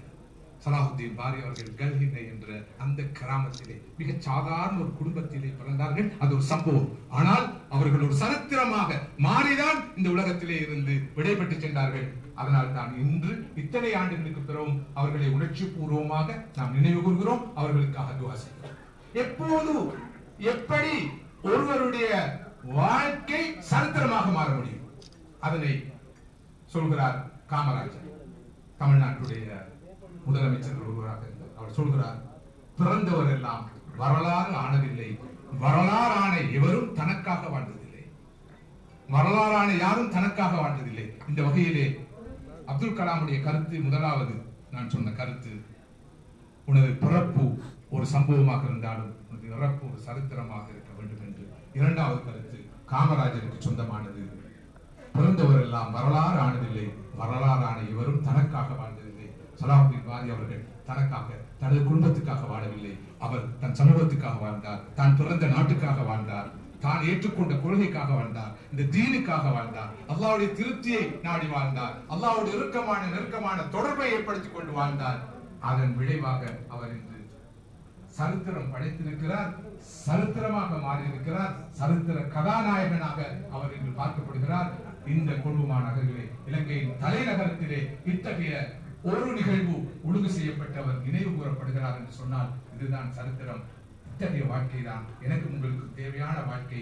இப்படிப்பட்ட ஒரு வாழ்க்கையை வாழ முடியும் என்று இருந்தால் கியாமத் வரை அனைவருடைய துஆக்களையும் நாம் பெற்றுக்கொண்டே இருப்போம். இது நிச்சயம் அவருடைய புகழ்பாடும் ஒரு நிகழ்வு அல்ல, புகழ் பாடும் ஒரு நிகழ்வு அல்ல, புராணம் பாடும் ஒரு நிகழ்வு அல்ல. மாற்றமாக அவருக்கு நன்றி சொல்லும் ஒரு நிகழ்வு, அவருக்காக சாட்சி சொல்லும் ஒரு நிகழ்வு, உறப்பிடத்திலே அவருக்காக துஆ செய்யும் நிகழ்வு. நானும் நீங்கள் அவருடைய வாழ்க்கையை படிப்படியாக பெற்று எமது வாழ்க்கையை சீராக சிறப்பாக வெற்றிகரமானதாக அடுத்தவருடைய நலனுக்காக நலவுக்காக அமைத்துக் கொண்ட வாழ்க்கையாக அமைத்துக் கொள்ள வேண்டும் என்ற உணர்வை பெற்றுக் கொள்வதற்காக ஒழுங்கு செய்யப்பட்ட நிகழ்வு. அந்த வேளை அல்லாஹ் சுப்ஹானஹு வ தஆலா இந்த நிகழ்வை கபூல் செய்வானாக, அங்கீகரிப்பானாக. அல்லாஹ் மஃஃபிர் லஹு வர்ஹம்ஹு வஆஃபிஹி வஅஃபு அன்ஹு வஅக்ரிம் நுஸுலஹு வஸ்ஸிம் துഖலஹு வக்ஸில்ஹு பில்மாஇ والثلج والبرد ونقي من الخطايا كما ينقى الثوب الابيض من الدنس. اللهم لا تحرمنا اجره ولا تفتنا بعده واغفر لنا وله. وصلى الله وسلم على خير خلق سيدنا محمد وعلى اله وصحبه اجمعين. سبحان ربك رب العزه عما يصفون وسلام على المرسلين والحمد لله رب العالمين.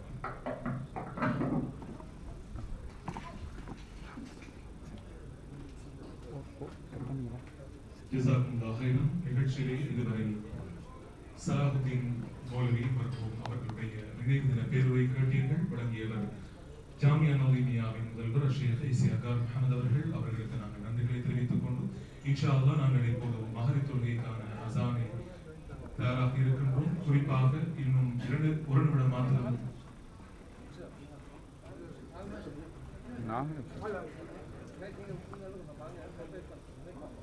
அசானுக்காக நாங்கள் தயாராக இருக்கின்றோம். குறிப்பாக மர்ஹூம் சலாஹுதீன் மௌலவி அவர்களுடைய வருடாந்த நினைவு பேரொரு நிகழ்வில் கலந்து கொண்டிருக்கின்ற உங்கள் அனைவரையும் பொதுவாக வரவேற்றுக் கொண்டு மகரிப் தொழுகைக்கான அசானை வழங்குவதற்காக மௌலவி இன்னாம் ஹுசைன் ஹசரத் அவர்களை இந்த இடத்திற்கு அழைக்கின்றோம். அவர்கள் மகரிப் தொழுகைக்கான அசானை வழங்குவார்கள். குறிப்பாக மகரிப் தொழுகையை தொடர்ந்து கீழ் மாடியிலே உடு செய்வதற்கான வசதிகள் ஏற்பாடு செய்யப்பட்டிருப்பதாக நிகழ்ச்சியின் ஏற்பாட்டாளர்கள் அறிவித்திருக்கிறார்கள். எனவே நிகழ்ச்சி முடிவடையும் வரை அனைவரும் எங்களுக்கு ஒத்துழைப்பு வழங்குமாறு கேட்டுக் கொள்ளப்படுகிறீர்கள்.